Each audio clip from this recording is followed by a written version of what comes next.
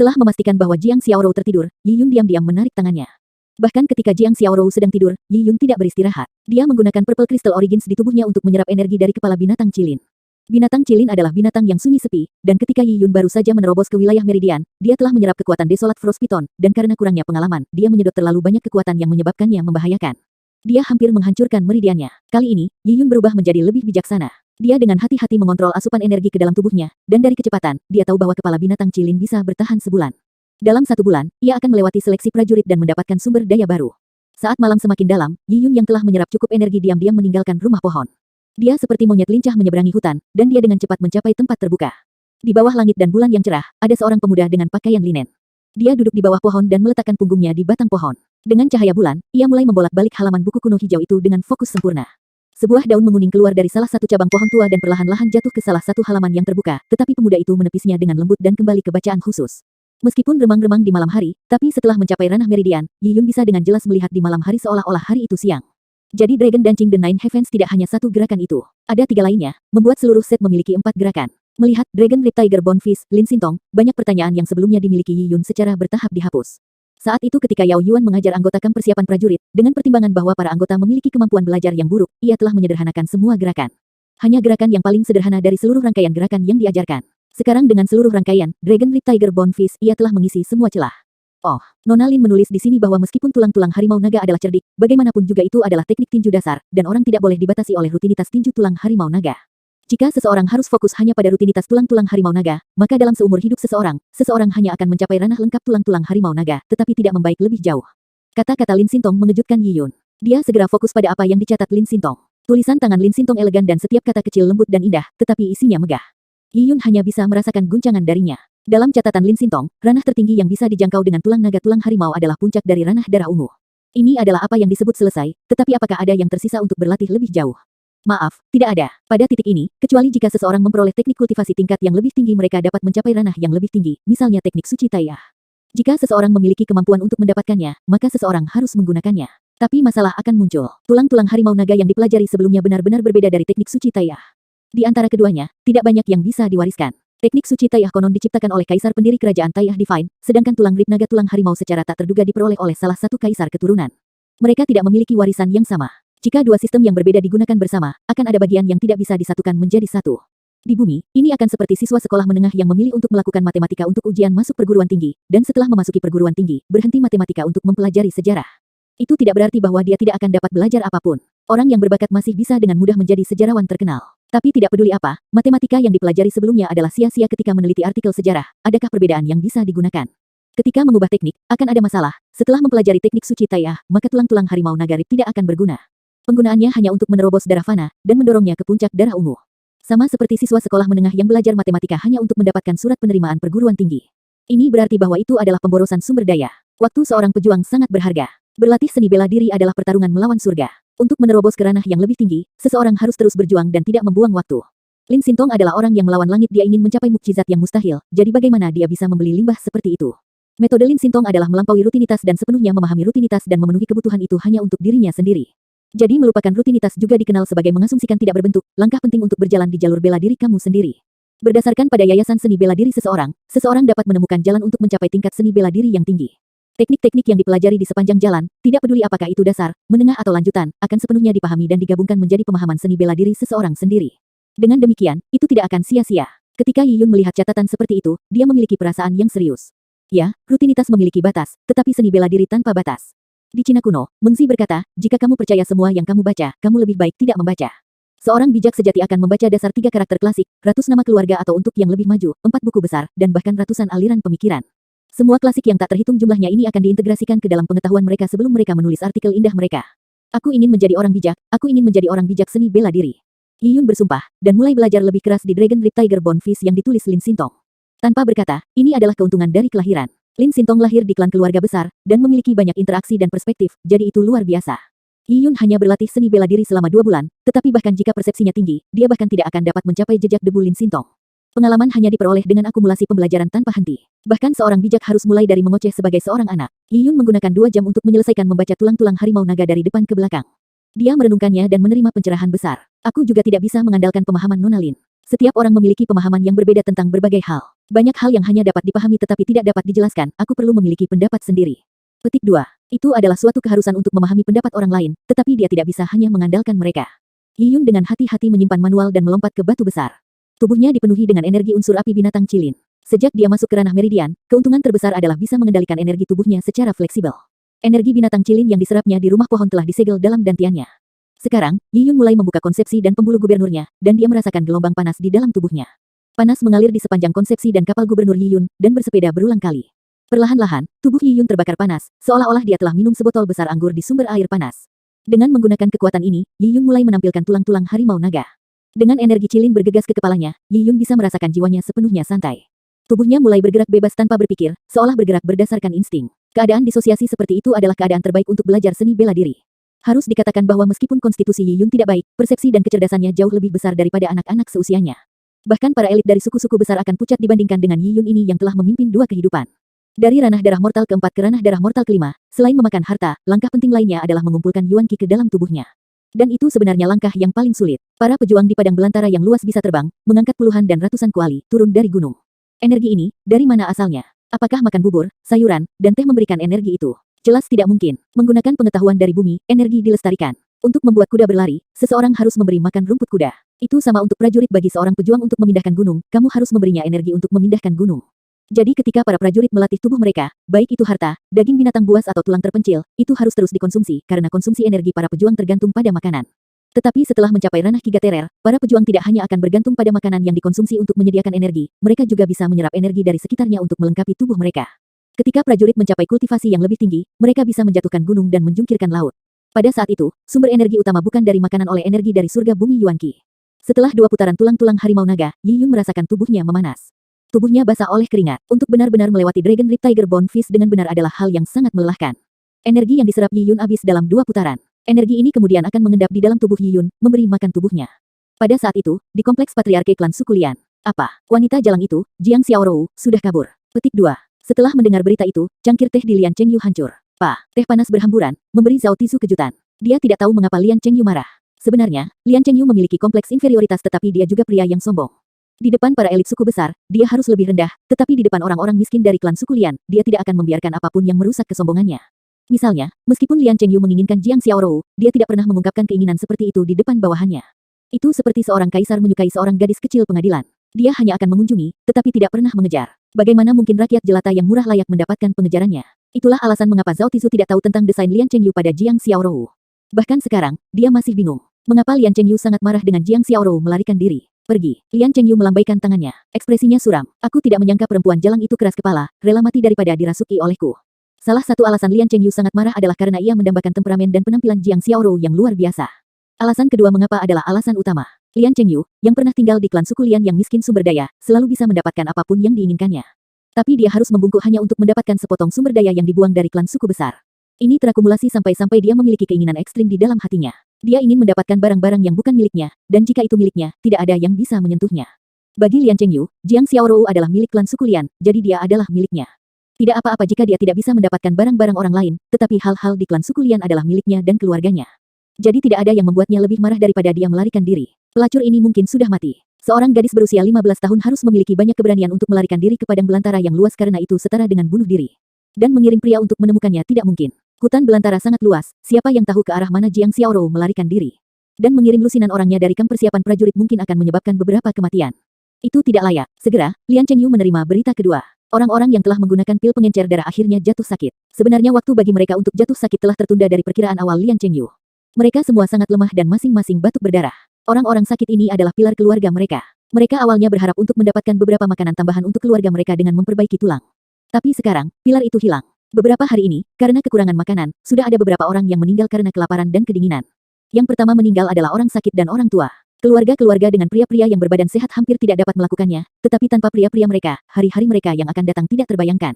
Dan untuk ini, eselon atas klan suku Lian tidak lagi maju untuk memberikan bantuan. Mereka tidak memberikan makanan karena Lian Chengyu telah memutuskan bahwa orang-orang ini tidak akan bertahan lama, dan bahwa mereka telah kehilangan nilainya. Dengan sedikitnya makanan yang tersisa di suku itu, mereka masih harus melakukan perekrutan orang-orang yang mampu untuk memperbaiki tulang yang sunyi. Tentu saja, setelah batch pria fit terbaik dilumpuhkan, batch kedua adalah sekelompok orang biasa-biasa saja. Tapi itu tidak masalah karena tulang sepi hampir selesai disuling. Meskipun eselon atas klan suku Lian begitu dingin dan tak berperasaan, orang-orang dibiarkan dalam kegelapan. Mereka tidak tahu yang sebenarnya, karena itu semua kesalahan Yi Yun. Anggota keluarga yang putus asa dari para lelaki berbadan sehat datang ke markas patriark klan suku Lian, berharap diberi makanan, dan berharap mereka bisa mendapatkan pil pengencer darah yang telah menyelamatkan nyawa lelaki mereka. Tentu saja di mata anggota keluarga, itu adalah obat ajaib yang menyelamatkan jiwa. Tapi eselon atas klan suku Lian menolak permintaan ini. Ada jumlah pil pengencer darah yang terbatas, dan karena itu overdraft pada kekuatan hidup seseorang, mengapa mereka membuangnya pada orang-orang ini yang tidak memiliki kesempatan untuk bertahan hidup. Sebagai juru bicara, Zhao Tizu dengan angkuh berdiri di atas mimbar dan melirik anggota keluarga para lelaki berbadan sehat itu dengan jijik. Dia pernah menjadi anggota orang miskin, tetapi sekarang Zhao Tizu merasa dia tidak lagi miskin. Dia telah melarikan diri dari dunia orang miskin, dan berbeda dari makhluk rendah seperti semut. Dia sekarang adalah bawahan Lian Chengyu. Ketika Lian Chengyu menjadi pejuang kerajaan-kerajaan ilahi Tai, atau bahkan ksatria kerajaan, ia akan menjadi salah satu pelayan dari ksatria kerajaan. Kamu tahu seberapa hebat ksatria kerajaan? Sebuah pengawas dari rumah Perdana Menteri setara dengan pejabat kelas 3, ketika itu terjadi, Zhao Tizu akan dapat memiliki banyak istri, dan menjadi sukses. Bagaimana dia bisa bergaul dengan orang-orang miskin yang mengemis ini? Untuk apa kau membuat keributan? Untuk apa kamu membuat keributan? Kamu sekelompok bajingan masih menginginkan obat ajaib untuk menyelamatkan nyawa. Menurut kamu, berapa banyak dari obat ajaib ini yang dimiliki suku kita? Apakah kamu tahu biaya memperbaiki obat ajaib? Dari atas, Zhao Tizu menatap sekelompok wanita dan anak-anak yang compang camping dengan tampilan membenci. Tetapi melihat bahwa mereka telah terpana oleh kata-katanya, dia merasa seperti sekarang dia adalah orang dari eselon atas ketika dia berkata, jika aku mengatakannya terus terang, semua yang kamu umpahkan tinggal menambahkan tidak akan cukup untuk ditukar dengan obat ajaib. Kamu ingin makanan, kamu ingin obat ajaib, putuskan harapan. Petik 2. Suku itu sebelumnya telah menyelamatkan nyawa pasukanmu sekali, dan kamu masih berharap sedetik. Orang-orangmu yang terinfeksi oleh wabah secara tidak sengaja. Itu tidak ada hubungannya dengan suku. Terlalu buruk untuk keberuntunganmu. Jika kamu ingin disalahkan, salahkan itu pada anak itu Yi Yun. Dialah yang terinfeksi dan menyebarkannya kepada kamu. Bajingan itu, bahkan dalam kematian dia merugikan orang lain. Zhao Tizu memiliki motif tersembunyi untuk mengipasi api. Dan pada saat itu, seseorang dengan suara yang kasar berbunyi, prajurit Zhao benar, itu semua karena kutukan sial itu Yi Yun. Ini adalah suara Lian Chuihua. Dia telah campur aduk dalam kerumunan dan telah menunggu waktu yang tepat untuk mengarahkan opini publik. Juga Jiang Xiaorou si penggoda itu. Klan suku Lian kami dengan baik hati menerima keluarga yang bermasalah itu, memberi mereka makanan dan tempat tinggal, dan bukan saja mereka tidak membalas kami, mereka bahkan membawa malapetaka pada kami. Petik 2. Rekan-rekan penduduk desa, jika kamu ingin disalahkan, salahkan kedua kutukan itu. Lian Chuihua berteriak dengan suara keras, dan anggota keluarga pria berbadan sehat tidak dapat membedakan mana yang benar dan mana yang salah dalam keadaan putus asa mereka. Selain itu, kebenaran itu terlalu rumit untuk mereka, membuatnya terlalu sulit untuk dipahami. Sekarang dengan wanita jalang itu, Jiang Xiaorou pergi, dia melarikan diri untuk menghindari hukuman. Ayo bakar rumah mereka. Mari kita pastikan bahwa dia akan mati kedinginan meskipun dia kembali. Mati kelaparan. Membakar rumah mereka juga merupakan bentuk pengusiran setan, mari kita pergi sesama penduduk desa. Lian Chuihua melepas jubah compang camping dan melompat ke atas panggung hanya dengan atasan dan mulai melambaikan mantelnya, seolah-olah itu adalah bendera kecil. Orang-orang memiliki kecenderungan terhadap perilaku massa, sehingga mereka mudah dipimpin. Selain itu, di dalam hati mereka, itu benar-benar Yi Yun yang telah menyebabkan orang-orang berbadan sehat mereka runtuh, menyebabkan mereka mengalami masa putus asa di depan.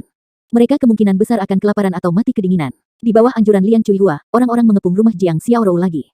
Orang-orang ini benar-benar marah, atau hanya mengikuti kawanan. Ada beberapa yang tidak tega melakukannya. Tetapi hasilnya tidak berubah, 10 obor dilemparkan ke gubuk Jiang Xiaorou yang bobrok yang dipenuhi kotoran sapi. Nyala api mencapai langit, suara berderak itu seperti tangisan iblis. Saat lidah api merembes ke langit, asap hitam tebal naik, sekarat langit merah yang indah hitam. Dari kejauhan, Lian Chengyu menonton adegan ini tanpa ekspresi. Membakar rumah Jiang Xiaorou tidak cukup untuk menenangkannya, hanya penting jika Jiang Xiaorou ditemukan.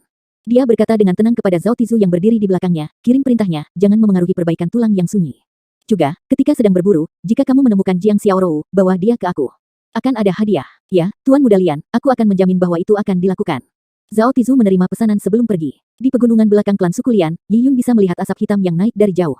Dia tidak bisa melihat posisi api, tetapi dia bisa menebak apa yang terjadi. Dia hanya mencibir dan tidak mengatakan apa-apa. Dia berencana untuk membawa Jiang Xiaorou keluar dari hutan belantara yang luas, jadi tidak apa-apa membakar rumah. Yi Yun menutup matanya dan mulai kadaluarsa surga bumi Yuan Qi. Begitu meridiannya dibuka, dia bisa kadaluarsa. Kadaluarsa adalah serapan dari surga bumi Yuan Qi. Setelah menyelesaikan satu sirkulasi, energi akan dikeluarkan dari pori-pori dan secara halus mengubah tubuh dan merupakan proses kumulatif. Dan setelah membuka meridian, mereka akan menjadi saluran untuk aliran surga bumi Yuan Qi. Meridian Lin Sintong mengering, jadi masalah terbesar adalah tidak bisa berakhirnya surga bumi Yuan Qi, tidak dapat secara bebas menggunakan energi di tubuhnya. Tetapi bahkan di bawah pembatasan seperti itu, Lin Sintong masih bisa mendapatkan prestasi seni bela diri saat ini. Itu adalah prestasi yang luar biasa. Yi Yun tidak tahu ini dan dia sedang duduk dalam keadaan trans seperti, dan mulai kadaluarsa Yuan Qi. Kadaluarsa mungkin tampak sederhana, tetapi ternyata tidak. Itu adalah proses yang menguji bakat. Seseorang yang tidak berbakat tidak akan pernah bisa memasuki keadaan seperti trans. Mereka akan merasa waktu berjalan sangat lambat. Setelah 20 jam, atau bahkan 1 atau 2 hari duduk bersila dan kadaluarsa, itu akan terlalu membosankan. Kebanyakan orang akan kehilangan kesabaran setelah melakukan hal yang membosankan ini untuk jangka waktu yang lama. Terutama anak-anak hiperaktif tidak akan mampu menanggung ini. Tapi, jika seseorang bisa mencapai kondisi trans seperti, maka konsep waktu akan hilang. Dalam sekejap mata, beberapa hari akan berlalu, dan orang yang kedaluarsa akan merasa seperti baru saja tidur siang. Adapun Yi Yun, dia saat ini dalam keadaan seperti itu. Konstitusi Yi Yun adalah orang normal, tetapi jiwanya berbeda dari yang lain. Dia memiliki persepsi yang luar biasa dan Yi Yun memiliki kristal ungu bersembunyi di dalam dirinya. Kristal ungu adalah artefak ilahi yang terkait dengan energi. Tubuh seseorang memiliki roh, ki dan jiwa. Dalam daging ada roh, sedangkan jiwa adalah tentang jiwa, sedangkan untuk energi, itu adalah ki. Dengan menggunakan kristal ungu untuk mengumpulkan ki, Yi Yun bisa melakukannya dengan mudah. Kecepatan di mana ia menyerap surga bumi Yuan Qi atau kecepatan sirkulasi dalam meridiannya jauh lebih cepat daripada orang normal. Karena itu, Yi Yun benar-benar lupa konsep waktu. Dari matahari terbenam hingga larut malam, dari larut malam hingga subuh. Gunung itu dingin, dan pakaian Yi Yun basah dari udara dingin. Lapisan es putih sudah mengkristal di rambutnya. Yi Yun sebelumnya memperingatkan Jiang Xiaorou untuk tidak mencarinya, dan menunggu tanpa khawatir di rumah pohon. Ada banyak makanan di rumah pohon yang bisa disiapkan Jiang Xiaorou saat dia lapar. Setelah matahari terbit di padang belantara yang luas. Itu adalah gambar yang indah ketika matahari kemasan naik dengan susah payah. Cakrawala tampaknya dilapisi emas oleh sinar matahari. Seluruh gunung tampaknya telah dihidupkan kembali ketika mereka menyambut baptisan sinar matahari kemasan. Yi Yun tetap tak bergerak. Wajah mudanya menyambut matahari terbit seolah-olah banyak titik cahaya melompat di kulitnya. Setelah matahari terbit, itu tengah hari, diikuti sore dan malam. Yi Yun telah duduk di sana bermeditasi selama sehari dan satu malam tanpa mengambil satu butir pun. Dia seperti sepotong batu yang tidak pernah bergerak. Tetapi jika kamu memiliki visi Yi Yun, kamu akan melihat banyak titik cahaya terbang menuju Yi Yun, menutupi seluruh tubuhnya. Meridian tubuhnya menjadi sangat jernih dari cahaya keemasan yang mengalir. Di bawah cahaya, seolah-olah dia telah berubah transparan. Yi Yun bahkan bisa melihat bagian dalam tubuhnya, di mana meridian yang bersinar membentuk grafik meridian yang sempurna. Ini adalah pemandangan yang memukau. Perlahan-lahan lampu Yi Yun bisa melihat tumbuh lebih tebal. Meridiannya menjadi lebih cerah dan tubuhnya semakin panas. Dalam benak Yi Yun, berbagai gambar muncul. Itu adalah gerakan Rip Naga Rip Tiger Bone Fist yang diputar seperti film dalam benaknya. Seolah-olah Yi Yun mengolah dirinya di dunia spiritual, dan dia terus melakukan setiap sikap tulang Rip Naga tulang harimau tanpa ban. Di belakang Yi Yun ada bayang-bayang naga dan harimau, masing-masing memihak. Kondisi Yi Yun menjadi semakin misterius. Dia bisa merasakan tubuhnya ditekan dan sel-selnya terus ditekan, dan membeku. Tulangnya menjadi berat dan darahnya menjadi mirip dengan merkuri. Setelah tulang-tulang harimau naga, Yi Yun mulai berlatih teknik menelan gajah. Teknik menelan gajah bukanlah teknik tinju, tetapi serangkaian gerakan dan rangkaian gerakan ini sangat misterius, bahkan lebih dari tulang-tulang harimau naga. Teknik menelan gajah sangat tinggi dalam konsumsi energi. Di bawah situasi energi tubuh terkuras, tubuh akan mencapai kondisi menyerap energi dari dunia luar di mana ia menyambut semua. Yi Yun sekarang seperti spons, dan dia berada di lautan energi bebas menyerap kekuatannya. Setelah Yuan Qi terakumulasi secara maksimal dan Yi Yun telah melakukan teknik menelan gajah dan tulang-tulang harimau naga untuk kesekian kalinya. Peng! Tiba-tiba, Yi Yun mendengar sesuatu meledak di tubuhnya. Napas mentah melonjak ke tenggorokan Yi Yun, dan dengan mulut terbuka, wah, dia telah memuntahkan seteguk besar darah hitam. Seteguk darah hitam ini sangat tebal dan lengket. Setelah memuntahkannya, Yi Yun merasa penuh energi, seperti nektar menghujani kepalanya, membasahi seluruh tubuhnya. Dia membuka mulutnya dan nektar akan memasuki mulutnya. Ini bukan ilusi. Lidahnya merasakannya, karena air liur Yi Yun pun terasa manis seperti nektar. Menelan seteguk membuatnya sangat santai dan nyaman. Yi Yun tahu bahwa dia telah mencapai tingkat kelima darah mortal, Ki Pengumpul. Ranah Ki Pengumpul adalah perbatasan transisi antara ranah darah mortal dan ranah darah ungu, proses di mana tubuh seseorang bisa mengabaikan kefanaan mereka. Hebat, itu benar-benar terasa luar biasa. Yi Yun tiba-tiba membuka kedua matanya. Matanya bersinar seperti kilat dan tatapannya akan bersinar seperti kilat, menembus kegelapan. Dia melompat dan tampak seperti harimau yang hidup di bebatuan. Setelah mencapai ranah Ki Pengumpul, Yi Yun merasakan tubuhnya penuh energi. Dia dengan santai mengangkat kaki kanannya dan menginjak. Ledakan. Batu besi hitam di kakinya menginjak kaki Yi Yun. Melihat potongan batu yang retak, Yi Yun sangat puas. Kekuatanku berkali-kali lebih kuat daripada ketika aku berada di ranah meridian.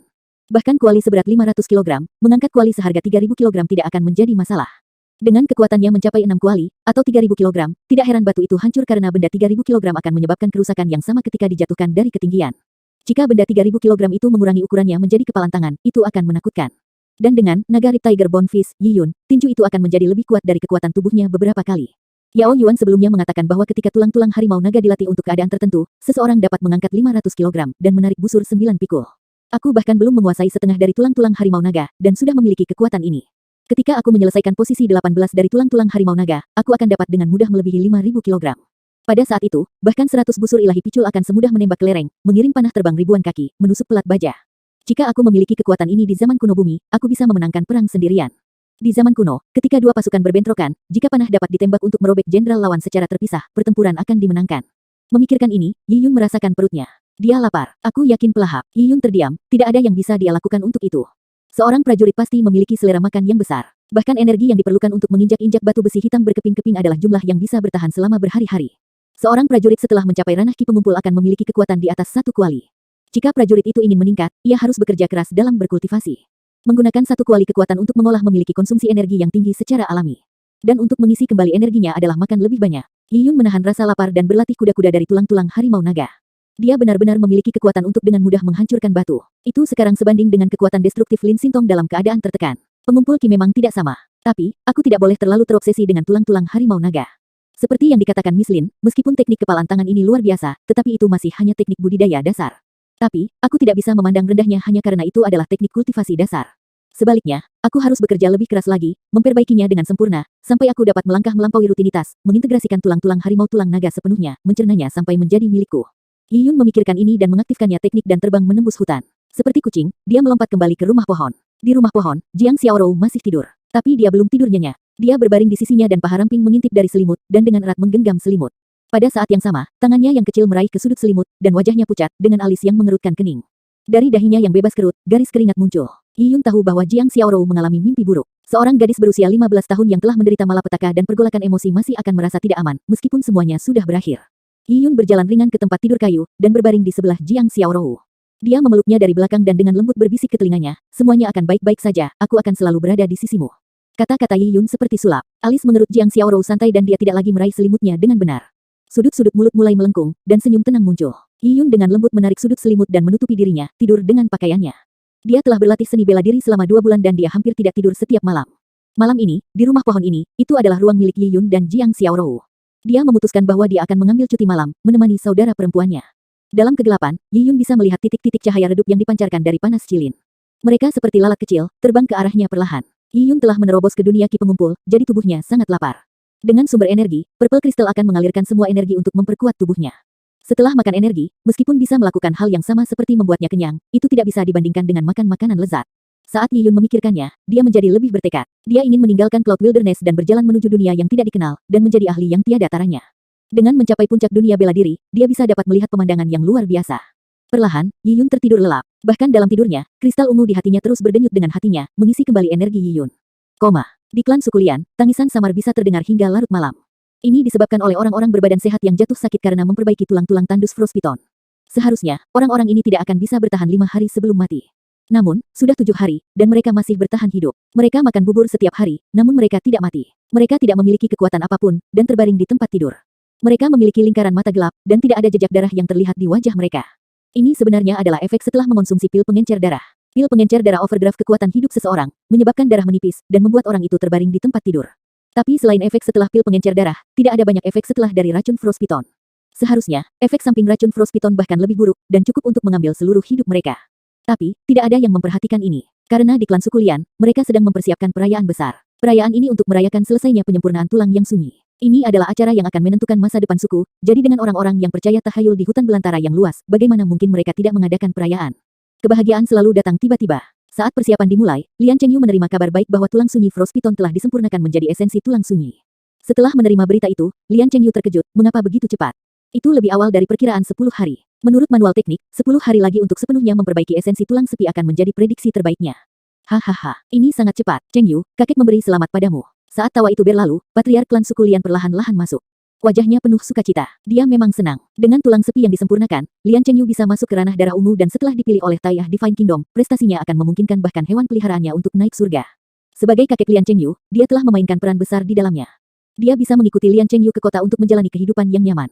Meskipun dia adalah patriark, dia muak dengan kehidupan yang buruk dan sudah berencana untuk menghancurkan klan suku Lian. Akan lebih bagus di kota. Orang-orang di sana kaya dan dia bisa mendapatkan beberapa selir dan dengan damai menikmati kenyamanan sisa hidupnya. Baik, itu terlalu bagus. Lian Chengyu bersemangat. Ketidaksenangan Jiang Xiaorou yang hilang telah lama dilupakan. Dibandingkan dengan peninggalan tulang yang sunyi, apa itu perempuan? Di masa depan ketika dia membuat meteoriknya naik, akankah dia kekurangan wanita? Bagaimana persiapan untuk perayaan itu? Tanya Lian Chengyu. Itu terjadi terlalu tiba-tiba, dan perayaan tidak dipersiapkan, aku akan membuat orang menyiapkannya semalaman. Besok, kita akan membunuh ternak kita untuk menghormati surga. Chengyu, harapan suku sekarang ada di tanganmu, kata patriark saat dia menepuk pundak Lian Chengyu. Dia telah menaruh semua harapan pada Lian Chengyu. Besok, besar. Besok akan menjadi hari. Meskipun Lian Chengyu tidak tahan menunggu untuk makan esensi tulang sepi, dia tahu bahwa untuk mencapai kehebatan, dia harus mempertajam pikirannya. Kesabaran sangat penting. Lian Chengyu telah menunggu selama bertahun-tahun, jadi dia bersedia menunggu 1 hari lagi. Dia tahu bahwa dia telah berjuang dengan susah payah untuk mendapatkan peninggalan tulang sepi. Untuk menyesuaikan kondisi mentalnya, dia harus menenangkan diri sebelum memakannya. Hanya dengan begitu ia akan mencapai efek maksimal, yang memungkinkannya untuk masuk ke ranah darah ungu. Hari itu banyak tetua suku berdoa di kompleks patriark klan suku Lian. Adapun Lian Chengyu, ia dilayani oleh 4 gadis, mengurus setiap kebutuhannya. Keempat gadis ini berumur sekitar 16 tahun. Mereka semua langsing, tetapi kulit mereka kasar dan terlihat lebih rendah daripada Jiang Xiaorou. Namun dalam klan suku kecil seperti klan suku Lian, mereka adalah salah satu yang paling cantik. Jika itu adalah hari yang normal, Lian Chengyu akan melakukan hubungan intim dengan para gadis ini, tetapi hari ini pikirannya masih seperti air saat ia mengkondisikan kondisi mentalnya. Malam itu, Lian Chengyu makan vegetarian, membakar dupa dan bermeditasi sepanjang malam, membuat pikirannya dalam kondisi optimal. Keesokan harinya, dini hari, perayaan resmi dimulai. Zhao Tizu memimpin anggota kamp persiapan prajurit dan memindahkan tanduk tulang yang digunakan oleh klan suku Lian untuk menghormati langit. Dua pria kuat akan membawanya, dan pria kuat lain akan menggunakan semua kekuatannya untuk melewatinya. Bariton yang dalam bergema di atas klan suku Lian dan bisa terdengar beberapa kilometer jauhnya. Jam keberuntungan telah tiba, teriak Zhao Tizu di bagian atas suaranya. Perayaan besar oleh klan suku Lian menarik semua orang suku, selama mereka bisa turun dari tempat tidur bahkan seorang anak berusia 1 tahun akan dibawa ke sini oleh ibunya. Tempat itu penuh sesak, dong, dong, dong. Drummer mulai memukul drum, itu mulai lambat tetapi menjadi lebih cepat seiring berjalannya waktu. Kulit sapi usang yang menutupi drum sepertinya tidak bisa menahan kekuatan besar. Menyembelih binatang. Zhao Tizu berteriak lagi. Wajahnya kemerahan dan dia bersemangat tinggi. Menjadi tuan upacara perayaan adalah suatu kehormatan. Para anggota kamp persiapan prajurit memimpin satu-satunya kepala ternak di klan suku Lian dan membantainya.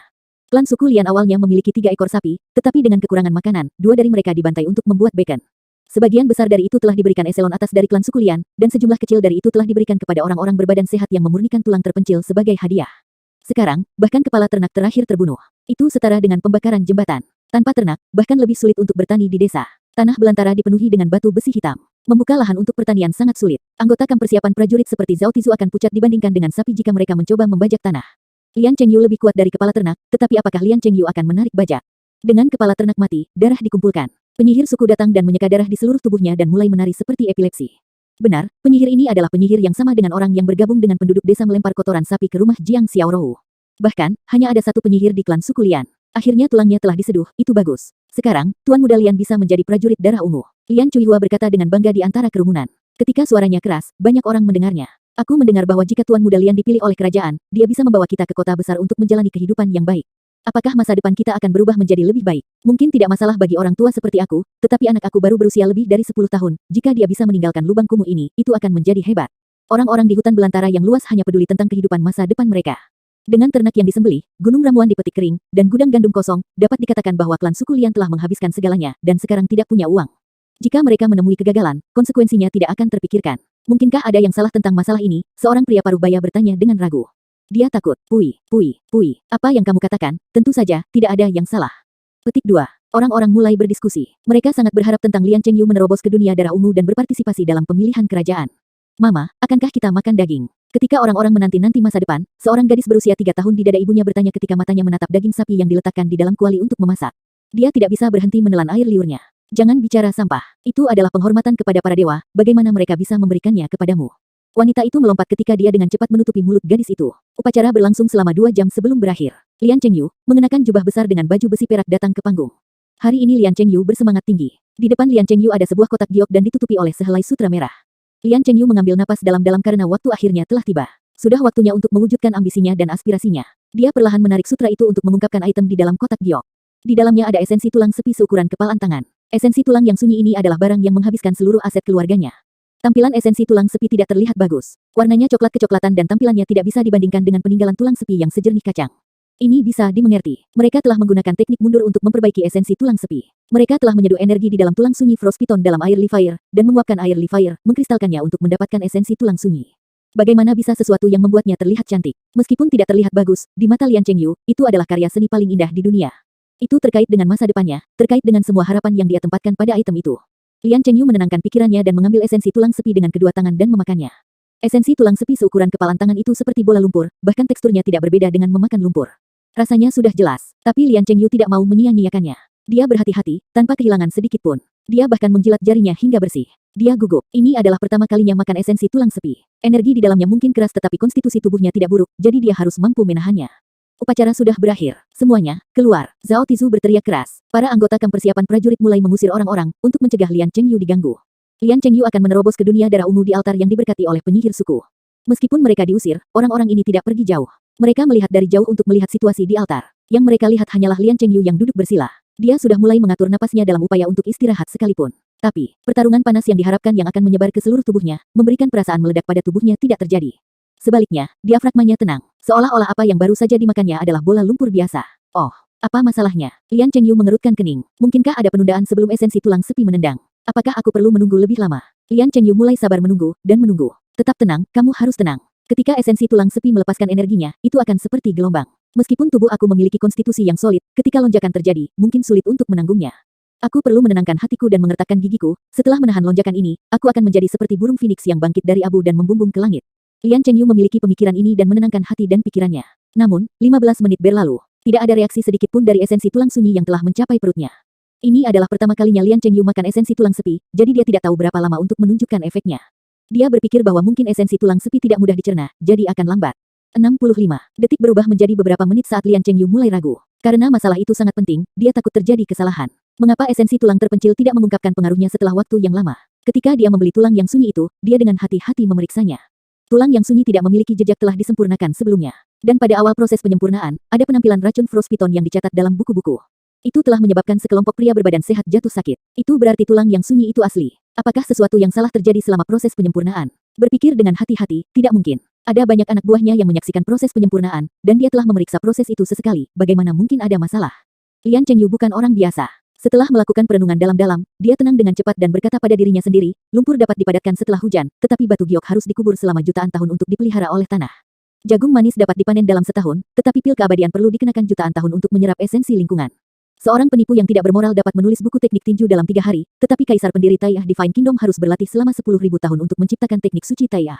Sebuah blok lumpur akan dihancurkan dengan satu injakan, tetapi sebuah batu giok akan menjadi karya seni turun-temurun. Jagung manis akan menjadi limbah manusia, tetapi pil keabadian bisa menjadikan seorang raja dewa. Manual teknik tinju penipu hanya bisa digunakan untuk menipu orang bodoh dari uangnya, tetapi teknik suci Taiyah akan tersebar ke bawah selama berabad-abad, dicari oleh para pejuang.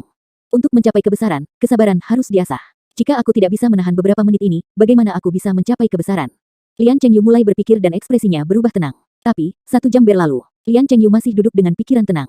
Kata-katanya telah diulangi untuk dirinya sendiri beberapa kali. 2 jam berlalu. Dahi Lian Chengyu mulai mengeluarkan keringat. 4 jam berlalu. Mata Lian Chengyu berwarna merah darah, tinjunya mengepal erat, dengan kukunya yang berada jauh di dalam dagingnya. 6 jam. Zhao Tizu dan yang lainnya sudah sakit di kaki mereka. Adapun orang-orang yang berkerumun di sekitar Lian Chengyu, menunggunya melambung ke langit dan membawa mereka ke kota sudah mengulurkan leher mereka sampai mereka menjadi kaku. 8 jam, matahari telah terbenam. Lian Chengyu telah duduk di sana dalam meditasi konyolnya sepanjang hari. Bagaimana ini bisa terjadi? Bagaimana ini bisa terjadi? Bagaimana ini bisa terjadi? Lian Chengyu berteriak dalam hatinya. Vena yang tampak seperti cacing tanah muncul di dahinya membuatnya tampak mengerikan. Melihat Lian Chengyu dalam kondisi ini, Zhao Tizu dan teman-temannya mulai membangunkan diri mereka sendiri. Bahkan patriark klan suku Lian menatap luas dengan penuh perhatian. Mereka tahu ini mungkin kekuatan ledakan legendaris dari tulang sunyi. Karena energinya terlalu kuat dan Lian Chengyu berada pada batas tubuhnya, itu menyebabkan nadinya menonjol. Jika sesuatu yang tidak sengaja terjadi, itu bisa menyebabkan pembuluh darah Lian Chengyu meledak. Dalam sejarah, tidak ada kekurangan prajurit yang memakan esensi tulang sepi dengan rakus, tetapi alih-alih menyerapnya, mereka hanya berakhir meledakkan tubuh mereka. Semuanya, mundur selangkah, tidak ada yang mengganggu. Bunuh siapapun yang maju selangkah. Patriark mengeluarkan perintahnya. Ini adalah momen paling penting Lian Chengyu. Jika ada yang mengganggu Lian Chengyu, ia mungkin menerima kerusakan pada meridiannya, menghancurkan harapan untuk menerobos. Ketika itu terjadi, itu tidak akan cukup untuk menggiling orang itu sampai mati. 10 jam, langit benar-benar gelap dan bulan tinggi di langit yang dipenuhi bintang. Tapi eselon atas klan suku Lian dan anggota kamp persiapan prajurit belum pergi. Penyihir dan dokter suku semua menunggu perintah. Mereka baru saja makan beberapa gigitan untuk makanan mereka. Penyihir akan berlutut untuk berdoa dari waktu ke waktu, melanjutkan upacara, memberkati Lian Chengyu. Pada saat itu, Lian Chengyu yang sedang bermeditasi tiba-tiba meraung keras. Ah, raungan ini dalam tetapi keras. Itu seperti raungan marah binatang buas, membumbung ke ujung langit. Ledakan. Altar Lian Chengyu sedang duduk di atas retak terbuka. Ini disebabkan oleh energi Lian Chengyu. Tuan muda telah menembus. Tuan muda telah menerobos. Melihat tampilan seperti itu, Zhao Tizu melompat dengan gembira. Para anggota kamp persiapan prajurit bangkit untuk bersorak dan merayakan. Sang patriark hanya membelai jenggotnya dan menunjukkan senyum bahagia. Hanya instruktur kamp persiapan prajurit, Yao Yuan, menatap Lian Chengyu dengan rasa ingin tahu. Matanya bingung karena mengapa gemuruh Lian Chengyu mengandung perasaan tidak bisa didamaikan dan kebencian yang mendalam. Zhao Tizu memberi isyarat kepada orang-orang di belakangnya. Artinya berteriak bersamanya. Selamat Tuan Muda, selamat Tuan Muda. Dengan darah ungu Tuan Muda selesai, dia akan menyatukan hutan belantara. Tuan Muda harus hidup selama beberapa generasi, memiliki kehidupan sepanjang surga. Para anggota kamp persiapan prajurit mulai berteriak serempak. Mereka sudah lama berlatih mantra yang telah direncanakan oleh Zhao Tizu secara rahasia. Zhao Tizu, yang merupakan ahli menghisap, tidak akan pernah melewatkan kesempatan ini. Harus dikatakan bahwa anggota kamp persiapan prajurit jauh lebih kuat daripada orang kebanyakan. Setelah melatih nyanyian ini, suaranya keras dan dapat didengar dari jarak 5 km. Dengan demikian, semua orang di klan suku Lian tahu bahwa Lian Chengyu telah masuk ke ranah darah ungu. Selama beberapa hari terakhir, Lian Chuyua telah dengan sengaja menyebarkan berita itu, sehingga bahkan seorang nenek yang giginya semua jatuh tahu apa arti wilayah darah ungu. Itu yang terbaik dari yang terbaik dari yang terbaik di antara semua ahli. Zhang Yuxian yang datang beberapa hari yang lalu ke klan suku Lian berada di ranah darah ungu. Sekarang Tuan Muda Lian tidak bisa lebih lemah dari Zhang Yuxian. Tuan Muda Lian telah membobol dunia darah ungu, kita akan memiliki kehidupan yang baik di masa depan. Ya, Tuan Muda Lian sebelumnya mengatakan itu, kita semua akan dibawa ke kota. Kamu mungkin tidak tahu, tetapi saat itu ketika Tuan Muda Lian lahir, seluruh langit menyala merah. Jelas Tuan Muda Lian adalah bintang yang turun, dan bukan orang biasa. Orang-orang berdiskusi dengan penuh semangat karena mereka mendambakan kehidupan yang nyaman. Penderitaan dan kelaparan yang mereka alami tidak lagi penting. Selama Lian Chengyu menerobos, maka segala macam hal baik akan datang. Mereka tidak mencari kemakmuran, tetapi selama mereka hidup stabil, mereka akan berterima kasih. Orang-orang dicegah mendekat, tetapi anggota kamp persiapan prajurit telah mengelilingi Lian Chengyu dan menyanyikan nyanyian bahkan lebih keras. Tuan muda untuk hidup selama beberapa generasi, hutan belantara akan disatukan. Kecakapan Tuan muda tidak tertandingi, hidup sepanjang langit. Yang bisa mereka nyanyikan hanyalah beberapa kata itu, tetapi pada saat itu wajah Lian Chengyu pucat. Matanya memandang sekeliling dengan cara yang tidak fokus. Puah, seteguk darah segar merah keluar dari mulut Lian Chengyu seperti air mancur merah, menyembur ke seluruh lantai. Zhao Tizu berlutut tepat di depan Lian Chengyu, dan seteguk darah telah menyemprotkan ke wajah Zhao Tizu, membasahi tubuhnya yang merah. Zhao Tizu tercengang, dia hanya berdiri di sana dengan bingung. Anggota lain dari kamp persiapan prajurit juga tercengang. Apa yang terjadi? Chengyu, sang patriark melompat kaget dan dengan panik bergegas mendekat dan mendukung Lian Chengyu. Dokter, panggil dokter. Satu-satunya dokter suku telah menunggu di sela-sela selama ini. Dia sudah tua dan tidak tahu seni bela diri. Kakinya terasa sakit karena berdiri lama. Melihat Lian Chengyu muntah darah tiba-tiba, wajahnya memucat. Dia berlari, tetapi karena kakinya tidak stabil, dia jatuh dan merangkak ke sisi Lian Chengyu. Ketika dia mengukur denyut jantung Lian Chengyu, dia hanya bisa menemukan bahwa denyut nadinya dalam gangguan total, dan dia tidak yakin dengan masalah itu. Pada saat itu, Zhao Tizu membuka mulutnya dan melambaikan tangan, semuanya, yakinlah. Tuan muda pasti baru saja menerobos, menyebabkan nadinya tidak stabil. Dia memuntahkan darah hitam, yang dikenal sebagai pembersihan sumsum. Aku kira kamu tidak tahu tentang itu. Pembersihan sumsum membutuhkan muntah darah hitam yang tidak murni dalam tubuh. Petik 2. Saat dia mengatakan itu, Zhao Tizu menghapus darah dari wajahnya. Untuk sesaat, wajah Zhao Tizu semerah penyihir penari. Orang-orang di sekitar menatap wajah Zhao Tizu dan menganga. Mereka tidak tahu harus berkata apa, juga tidak tahu bagaimana memecah keheningan. Setelah menghapus darah dari wajahnya, Zhao Tizu masih tenang dan berkata, segera Tuan Muda akan pulih dan ketika itu terjadi, hutan belantara akan bersatu selama beberapa generasi. Dalam hati Zhao Tizu, Lian Chengyu adalah dewa. Apa yang bisa terjadi pada dewa? Selain itu, Lian Chengyu baru saja menerobos ke dunia darah ungu, jadi sedikit ketidakseimbangan adalah normal. Patriark sepenuhnya mengabaikan kata-kata Zhao Tizu. Setelah hidup sampai usia lanjut, dia bisa tahu dengan kemampuannya sendiri. Dia dengan cemas bertanya, dokter, bagaimana kabarnya? Pengetahuan dokter suku klan suku Lian pada awalnya terbatas, jadi dia tidak bisa memberitahu. Dukun ini mulai panik dan benar-benar tercengang oleh pertanyaan sang leluhur. Apa yang dia tahu? Situasinya, aku tidak bisa mengatakannya, aku akan menulis resep untuk Tuan Muda. Yayasan Tuan Muda solid dan dia kuat, dia harus baik-baik saja. Apakah kamu yakin dia akan baik-baik saja? Mungkinkah Tuan Muda lemah setelah menerobos? Apakah reaksi dalam vitalnya disebabkan oleh Yuan Qi? Karena itu, dia harus segera pulih, kan? Petik 2. Ini, dukun tidak berani menjamin ini. Dahinya dipenuhi keringat, tetapi dia menenangkan diri, semuanya akan tergantung pada kondisi masa depan Tuan Muda. Biarkan dia mengambil resep dan tidur nyenyak. Besok kita harus bisa memberitahu. Besok, dukun itu baru saja mengatakan banyak omong kosong yang sama baiknya dengan tidak mengatakan apa-apa. Adapun Yao Yuan, dia mengerutkan kening dan berjalan ke sisi patriark dan membisikkan beberapa kata ke telinganya. Apa katamu? Setelah mendengar kata-kata Yao Yuan, jantungnya berdetak kencang, kamu bilang Chengyu gagal menerobos. Sang patriark mendiamkan nada suaranya karena masalah ini sangat memprihatinkan. Dia tidak ingin ini menyebar. Itu harusnya merupakan terobosan yang gagal, menghasilkan aliran energi berlawanan dengannya. Mungkin karena amarah yang mengakibatkan ini, Yao Yuan telah memilih kata-katanya dengan bijak agar tidak mengganggu patriark. Tapi kata-kata itu masih membuat patriark pusing. Bagaimana mungkin? Zhao Tizu, yang sangat tenang, menjadi cemas setelah mendengar kata-kata Yao Yuan. Tapi Yao Yuan menatapnya dengan tajam, menutup Zhao Tizu. Dia tahu bahwa pengalaman Yao Yuan luar biasa. Yao Yuan sebelumnya telah menerobos ke dunia darah ungu sebelumnya, jadi apa yang dia katakan tidak bisa menjadi tempat tidur, itu pasti kebenarannya. Tuan Muda Lian benar-benar gagal dalam terobosannya. Melihat diri Lian Chengyu yang nyaris tak bernafas dan tidak sadar, Zhao Tizu tidak bisa lagi menipu dirinya sendiri.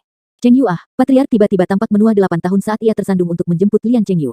Melihat kerumunan mendekat, patriark buru-buru berkata dengan nada berbisik kepada orang-orang di sekitarnya, kegagalan Chengyu untuk menerobos harus dirahasiakan, tidak dapat diumumkan. Suara patriark lemah. Baik itu penyempurnaan tulang sepi atau terobosan Lian Chengyu, itu adalah profil tinggi dan acara besar. Peristiwa yang sangat penting ini sangat terkait dengan prestise dan reputasi kepemimpinan. Jika suku tahu bahwa Lian Chengyu telah gagal menerobos, terlepas dari semua yang dimasukkan untuk mendapatkan esensi tulang terpencil, termasuk kehidupan yang lemah dan yang tua, apa yang akan dipikirkan suku itu? Prestise macam apa yang tersisa? Bagaimana mereka memerintah klan di masa depan? Selain itu, semua ternak telah disembelih, gunung ramuan itu diambil kering, dan tidak ada lagi jatah yang disimpan. Dalam situasi seperti itu, jika suku tahu bahwa Lian Chengyu tidak hanya gagal menerobos, tetapi bahkan memuntahkan darah, bukankah mereka akan memberontak? Mereka semua berharap agar Lian Chengyu memiliki hari-hari baik ke depan. Bawa Chengyu ke halaman. Personel yang tidak terkait tidak boleh mendekati. Patriark berkata dengan nada kasar sambil memiliki ekspresi cemberut. Lalu apa yang harus kita katakan kepada orang-orang suku? Tanya Zhao Tizu dengan bingung. Katakan bahwa Chengyu telah menerobos ke dunia darah ungu, tetapi dia telah menerima beberapa luka dari energi keras dari tulang terpencil. Dia perlu dirawat kembali untuk kesehatan selama beberapa hari. Patriark memutuskan untuk menutupi rahasia itu, dan semuanya harus menunggu sampai Lian Chengyu pulih. Saat klan suku Lian dalam kegilaan, dan kekacauan eselon atas suku itu, pelakunya, Yi Yun sedang membangun api di gunung belakang. Oh, dia sedang memanggang sayap ayam. Yi Yun bernyanyi sambil memanggang. Ini adalah parodi dari sebuah lagu di film, Flirting Scholar, di adegan ketika Stephen Chow kedapatan makan sayap ayam ketika ia seharusnya berada di ranjang kematiannya. Aku suka sayap ayam, aku paling suka sayap ayam bakar. Aku paling suka sayap ayam Hong Sao. Petik 2. Ini adalah lagu komedi tanpa rasa dan ritme yang buruk, tapi Yi Yun masih menyanyikannya dengan sangat gembira. Meskipun menggunakan kayu bakar untuk memanggang daging itu sulit, itu tidak bisa menghalangi keinginan rakus untuk barbeque. Segera, sayap ayam Yi Yun berbau harum. Setetes demi setetes minyak menetes ke api ketika meraung sebagai respons. Sudah selesai. Yi Yun memotong daging di sayap ayam bakar dan menaburkan beberapa bumbu. Sis Xiaorou, cobalah. Yi Yun memberi Jiang Xiaorou sayap ayam pertama yang selesai memanggang. Hati-hati, ini panas, Yi Yun memperingatkan. Bagi Yi Yun, Jiang Xiaorou adalah orang paling penting di dunia. Kamu anak kecil, mulai memperingatkan kakak perempuanmu sekarang. Jiang Xiaorou menatap Yi Yun. Di masa lalu, Jiang Xiaorou akan membuat bubur untuk Yi Yun dan karena dia takut Yi Yun akan melepuh dirinya sendiri, Jiang Xiaorou akan selalu mendinginkan bubur dengan meniupnya, memperingatkannya, perlahan-lahan makan, hati-hati, panas. Ungkapan sederhana namun terdengar sangat manis. Yi Yun memastikan bahwa sayap ayam yang dipanggangnya renyah di luar dan lembut di dalam. Meskipun ada beberapa bintik hitam, itu tidak berbahaya. Jiang Xiaorou membuka mulutnya dan menggigit kecil. Itu benar-benar lembut dan juicy, membuatnya sangat lezat. Sangat lezat. Wajah Jiang Xiaorou bersinar. Apa yang bisa lebih bahagia dari mengitari api dan berbagi sayap ayam yang lezat dengan kakaknya? Yun kamu harus makan juga. Oh tentu, butuh banyak penelitian untuk menemukan kayu bakar yang tidak mengeluarkan asap hitam. Yi Yun tersenyum. Kemajuan Yi Yun melambat beberapa hari terakhir dan dia tidak lagi menerobos ke alam baru setiap beberapa hari. Wilayah Ki pengumpul adalah garis demarkasi. Kemajuan kultivasi setelah mencapai itu akan melambat. Seseorang tanpa bakat akan terjebak pada hambatan ini seumur hidup, tidak pernah membaik. Yi Yun sudah menyerap setengah dari energi kepala Cilin. Yi Yun semakin memperdalam pemahamannya tentang kristal ungu. Dia sekarang bisa mengendalikan kecepatan di mana kristal ungu bisa menyerap energi. Saat itu, ketika Yi Yun pertama kali menerobos ke wilayah meridian, ia hampir meledak tubuhnya karena aliran energi masuk yang tidak terbatas dalam meridian yang terbuka. Sekarang, Yi Yun bisa mengendalikan kecepatan penyerapan kristal ungu, jadi dia tidak akan lagi membuat kesalahan yang sama lagi. Energi di kepala Cilin jauh lebih kaya daripada energi di tulang sepi Lian Chengyu. Seharusnya bisa bertahan 10 hari atau lebih pada saat itu, hampir waktunya untuk berpartisipasi dalam pemilihan kerajaan. Saat dia memikirkannya, dia tiba-tiba mendengar suara samar di kejauhan. Setelah mencapai tahap kelima darah mortal, indera Yi Yun sangat tajam, sehingga ia bisa dengan mudah mendengar suara dari jauh. Sis Xiaorou menungguku, kata Yi Yun sebelum melompat turun pohon besar dengan mudah. Di kejauhan, apa yang dilihatnya membuatnya. Di malam yang gelap, ada deretan obor api di lembah bergerak seperti ular api yang merayap. Menggunakan cahaya, Yi Yun bisa melihat bahwa pasukan terdiri dari binatang buas besar yang berbaris melalui pegunungan. Di atas binatang buas adalah orang-orang yang memegang obor. Itu adalah binatang Jin Longwei, itu adalah tentara Jin Longwei. Dengan lirikan, Yi Yun bisa melihat sekitar 80 raksasa-raksasa kita tidak perlu merinci tentang kecakapan pertempuran pasukan seperti itu. Di antara mereka, raksasa yang memimpin gerombolan itu mengibarkan spanduk bendera di punggungnya. Bendera itu berwarna kuning keemasan, dan di atasnya ada naga yang indah Jin Long. Ini adalah bendera Jin Longwei. Ketika dia berpisah dengan Lin Xintong dan Pak Tuasu, Yi Yun bertanya tentang pemilihan kerajaan. Dia juga tahu bahwa Jin Longwei sengaja membuat peta yang sangat licin dari Wilderness Cloud. Tentu saja, Pak Tuasu tidak memberitahu Yi Yun apapun tentang dua kejadian fenomena awan ungu yang terjadi dalam beberapa bulan terakhir. Jika dia melakukannya, pikiran Yi Yun akan menjadi liar. Mereka akhirnya ada di sini. Agar pasukan ini memasuki Cloud Wilderness, itu pasti untuk pemilihan kerajaan. Aku kira sudah waktunya. Hutan belantara awan sangat luas, dan suku-suku kecilnya banyak. Untuk mengatur pemilihan kerajaan, mereka tidak bisa pergi ke setiap suku untuk mengadakan ujian.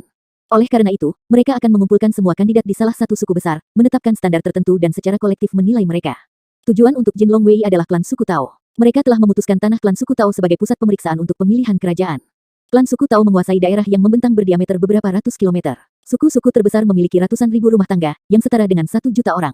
Di Cloud Wilderness, sensus populasi didasarkan pada jumlah pria yang mampu, karena jumlah ini paling berarti. Laki-laki berbadan sehat adalah tenaga kerja utama, dan juga pejuang utama dalam pertempuran. Untuk mencerminkan kekuatan asli suatu suku, termasuk yang tua dan yang sakit akan membuatnya tidak berarti. Seorang lelaki berbadan sehat memiliki seorang istri, orang tua, dan beberapa anak. Adapun keluarga tanpa pria berbadan sehat, seperti Yi Yun dan Jiang Xiaorou, mereka bahkan tidak akan dianggap sebagai rumah tangga, jadi ketika sensus populasi dibuat, Jiang Xiaorou tidak akan dimasukkan di dalamnya. Untuk suku besar, rumah tangga sekitar 6-7 orang, jadi dengan ratusan ribu rumah tangga, itu akan menjadi sekitar 1 juta orang. Di awan gurun, memiliki suku yang terdiri dari 1 juta orang cukup menakjubkan. Cloud Wilderness, klan suku Tao. Klan suku Tao telah bertahan di Cloud Wilderness selama lebih dari 1000 tahun. Karena mereka memiliki sejarah panjang, mereka dapat membentuk warisan seni bela diri yang bisa mereka sebut milik mereka sendiri. Adapun suku kecil seperti klan suku Lian, mereka tidak memiliki pagar di sekitar mereka, tetapi untuk klan suku Tao, pagar kokoh yang kuat mengelilingi mereka. Pagar kayu ini terbuat dari kayu bulat tebal yang diletakkan berdampingan. Masing-masing tingginya lebih dari 10 meter. Log ini diperoleh dari pohon tertentu di hutan belantara yang luas. Tubuhnya sangat padat dan tidak akan membusuk bahkan setelah beberapa ratus tahun mengalami unsur-unsurnya. Agar klan suku Tao dapat bertahan selama bertahun-tahun, alasan kuncinya adalah karena tanah ajaib suku itu, Gunung Tao. Binatang buas terpencil menghindari Wonderland, dan hanya tinggal di Desolate Lands karenanya di bawah perlindungan Gunung Tao. Beberapa binatang buas muncul di daerah yang dikendalikan oleh klan suku Tao. Juga, klan suku Tao tidak kekurangan prajurit darah ungu atau prajurit di puncak wilayah darah ungu. Tidak hanya itu, klan suku Tao memiliki senjata leluhur yang berharga, bahkan jika binatang buas yang kuat melakukan serangan, dengan senjata leluhur sebagai intinya, banyak prajurit darah ungu dapat membuat barisan, memberi mereka kekuatan untuk bertempur. Karena alasan ini, klan suku Tao telah bertahan selama bertahun-tahun dan telah tumbuh kuat. Tetapi suku yang kuat dan besar tidak akan bisa dibandingkan dengan entitas besar seperti kerajaan Taiyah Divine. Perbandingannya akan sama dengan kerikil di kaki gunung, atau setitik debu di bawah akar pohon.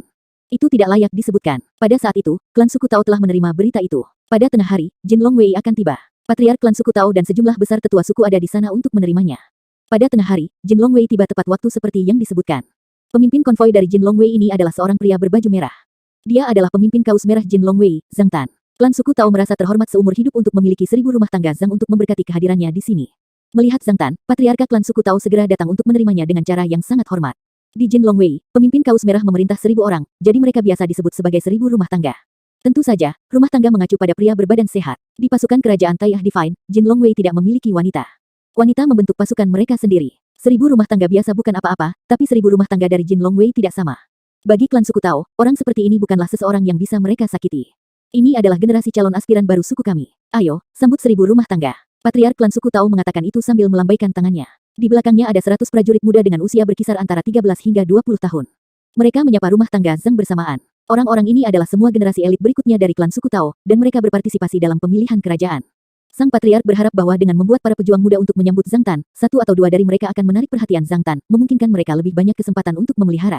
Tapi itu sangat disayangkan, Zhang Tan sama sekali tidak tertarik. Faktanya, petugas Jin Longwei sangat elitis. Datang dari ibu kota kerajaan, jarang bagi mereka untuk menghargai seorang pejuang dari Cloud Wilderness. Itu bukan karena mereka memandang rendah mereka, tetapi karena para pejuang dari Wilderness Cloud tidak memadai. Dari sudut pandang Zhang Tan, alasan Jin Longwei datang ke Cloud Wilderness adalah untuk menyelidiki fenomena yang muncul di Cloud Wilderness. Adapun pemilihan kerajaan, itu hanya masalah kenyamanan, dan tidak ada harapan untuk menemukan keajaiban di Cloud Wilderness.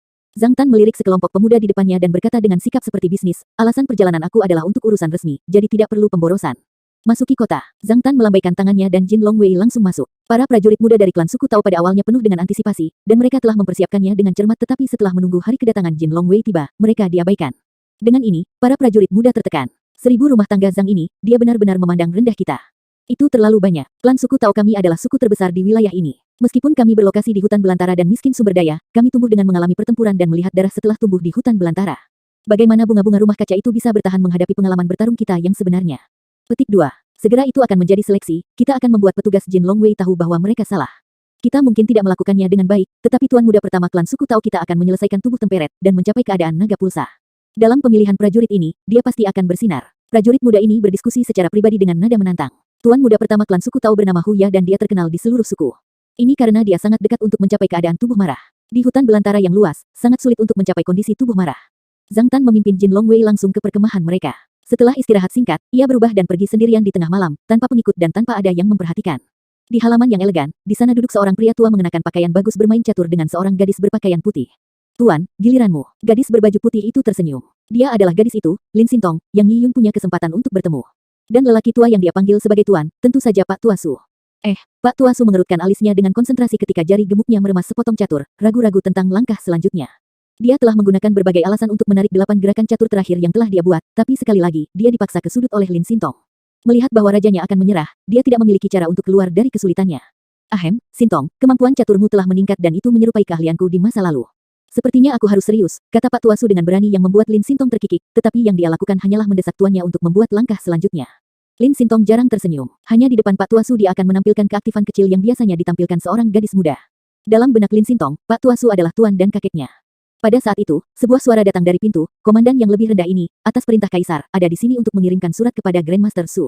Ah, ada tamu, kata Pak Tua Su seolah penyelamatnya telah tiba. Tidak bermain lagi, tidak bermain lagi. Seorang tamu ada di sini. Xintong, bawa teko teh ke sini. Dengan Pak Tua Su itu, menggunakan lengan gemuknya untuk menggesek papan catur, mengacaukan semua potongan catur. Lin Xintong terdiam dan berkata dengan humor, muridmu sudah menyiapkan teh. Master terlalu fokus pada permainan sehingga kamu tidak meminumnya. Pak Tua Su memandangi teko di atas meja saat dia berkedip tanpa kata. Untungnya, 1000 rumah tangga Jin Longwei Zhang telah memasuki halaman dan menangkupkan tangannya, memberi hormat pada Pak Tua Su. Komandan yang lebih rendah ini, atas perintah Kaisar, ada di sini untuk mengirimkan surat kepada Grandmaster Su. Semoga Grandmaster Su melihatnya. Ketika Zhang Tan mengatakan itu, dia meletakkan surat itu di atas meja catur dengan sopan. Itu adalah huruf merah dengan tanda segel di atasnya. Alasan utama Pak Tua untuk berada di klan suku Tao adalah untuk menunggu surat yang Zhang Tan bawa. Dia mengambil surat itu dan dengan ekspresi serius di wajahnya berkata dengan santai, "Zhang Tan, kan? Kamu telah bekerja keras. Minum teh." Zhang Tan berhenti sejenak dan melirik cangkir teh di atas meja. Dia adalah orang yang berhati-hati. Dia bisa melihat bahwa teh itu diminum sementara Pak Tua Su dan Lin Sintong bermain catur, dan kemungkinan besar diseduh oleh Lin Sintong. Lin Sintong adalah orang yang bertubuh besar yang dikejar banyak elit dari keluarga besar. Dia mungkin suatu hari akan bertunangan dengan seorang pangeran dari kerajaan-kerajaan Taiyah dan menjadi seorang putri. Dia bahkan mungkin menjadi permaisuri suatu hari. Sebagai 1000 rumah tangga dari Jin Longwei, Zhang Tan akan mencari mati untuk minum teh diseduh oleh permaisuri masa depan. Meskipun tidak mungkin, Zhang Tan harus mempertimbangkan gambaran besar sebagai rumah tangga 1000 Jin Longwei ketika berurusan dengan semua jenis orang. Dia segera menjawab, "Terima kasih, Grandmaster Su, untuk tawaran itu. Komandan yang lebih rendah ini masih perlu kembali untuk melapor, jadi aku tidak akan minum." Zhang Tan mengikuti tata krama pada surat itu dan tepat dengan kata-katanya, tetapi Pak Tua Su adalah orang yang tidak memiliki tempat tinggal yang tetap, sehingga bahkan bangsawan kerajaan harus memperlakukannya dengan sopan. Dia tidak peduli dengan etiket dunia, dia juga tidak tertarik. "Baiklah, kamu bisa pergi kalau begitu." Pak Tua Su melambaikan tangannya dan menunggu sampai Zhang Tan pergi. Dia merobek lilin dan dengan beberapa gerakan tangan melepaskan segel. Selanjutnya, Pak Tua Su mengeluarkan sesuatu di dalam amplop. Itu bukan surat yang penuh teks, tetapi diagram. Ketika Pak Tua Su mengeluarkan diagram, gambar hantu binatang buas bangkit sebelum menghilang.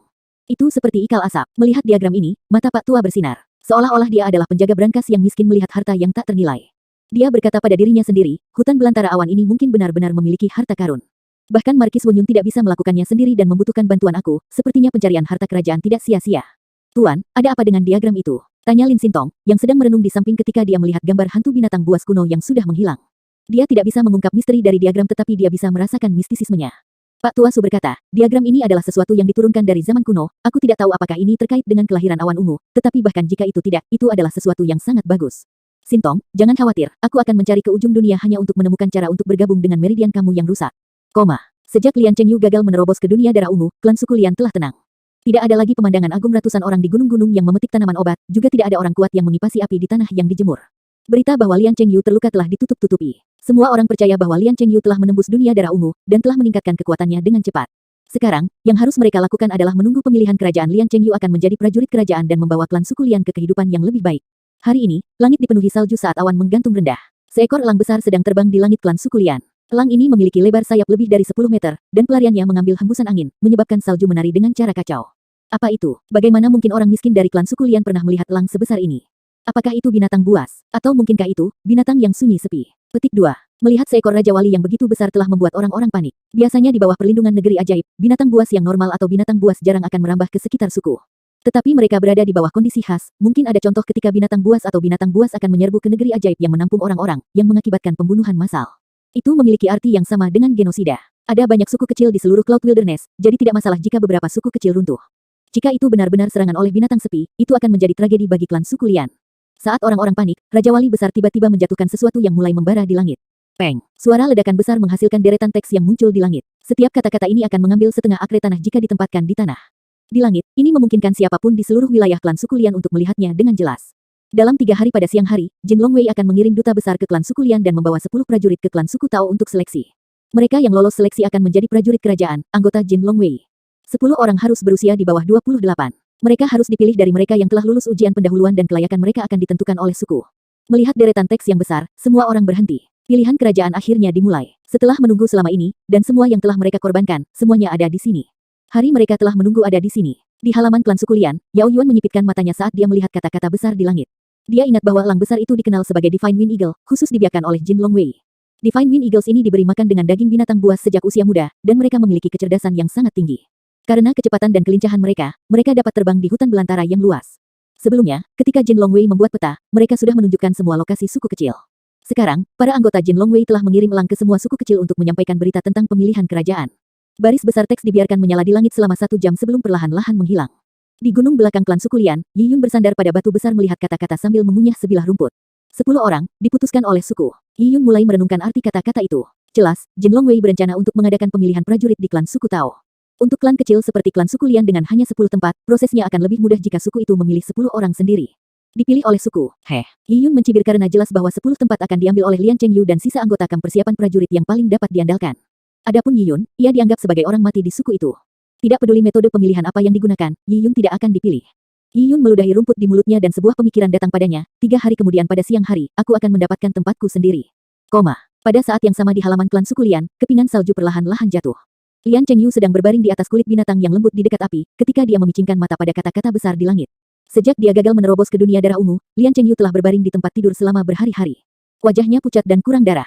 Dia memunculkan perasaan seorang sarjana yang lemah. Karena fisiknya lemah, dia berbaring di kursi bertumpuk dengan kulit binatang lembut. Dia dibawa masuk dan keluar dari rumah dan dilayani oleh pelayan perempuan di mana-mana.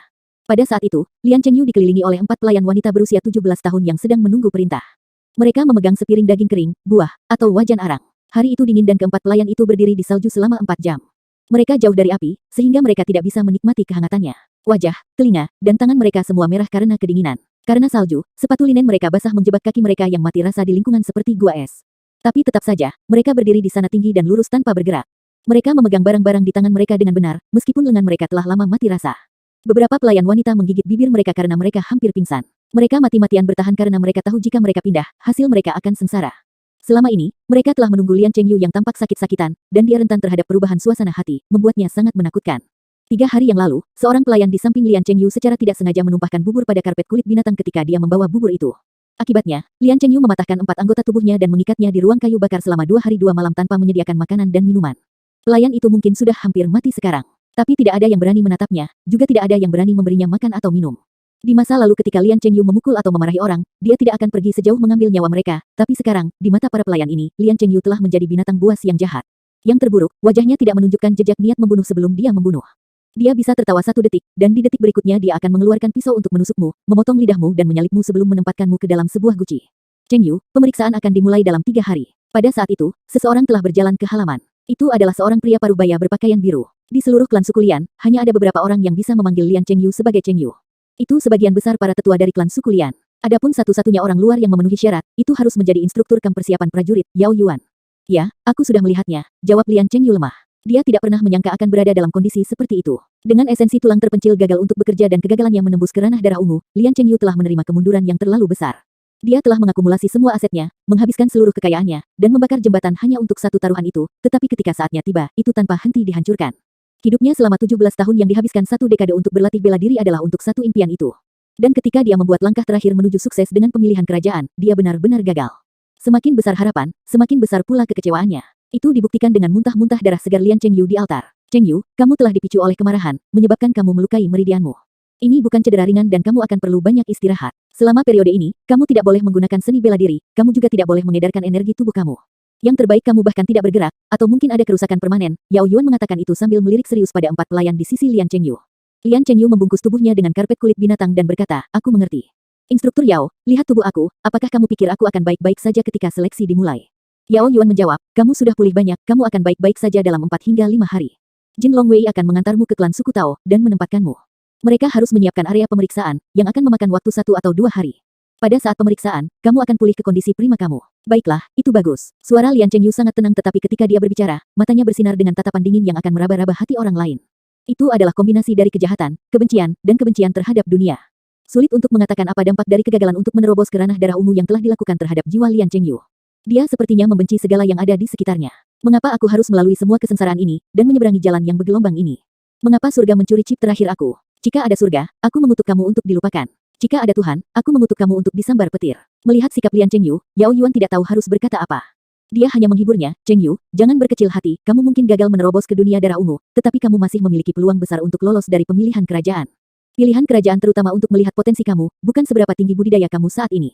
Dia tidak sengaja menyembunyikan kata-katanya dari para pelayan perempuan, karena keempat pelayan perempuan ini tahu lebih baik daripada pergi bergosip. Ya aku tahu, Instruktur Yao, aku harus menyusahkan kamu untuk memilih 9 orang dari kamp persiapan prajurit. Pada saat itu, mereka akan menemani aku ke klan suku Tao. Bahkan setelah mendengar kata-kata penghibur Yao Yuan, Lian Chengyu masih belum bersemangat. Dia tidak hanya berencana untuk melewati seleksi kerajaan, tetapi dia juga berencana untuk mengejutkan dan mengagumi, mendapatkan perhatian dari petinggi Jin Longwei, yang memungkinkannya untuk menjadi ksatria sebagai ksatria kerajaan, atau bahkan menjadi Jin Longwei ratusan rumah tangga atau 1000 rumah tangga. Tetapi sekarang, itu tidak lagi dijamin bahwa dia akan lolos seleksi. Tidak mungkin baginya untuk membuat kemajuan dalam waktu singkat. 70. Cara untuk memilih 9 yang tersisa adalah dengan bertarung. Itu adalah metode yang adil, sederhana dan langsung. Selama bertahun-tahun, klan suku Lian telah menjalani kehidupan yang tidak menyenangkan, karena yang mereka lakukan hanyalah mencari makanan. Pertandingan pertarungan ini adalah peristiwa langka. Bagaimana mungkin penduduk desa melewatkannya?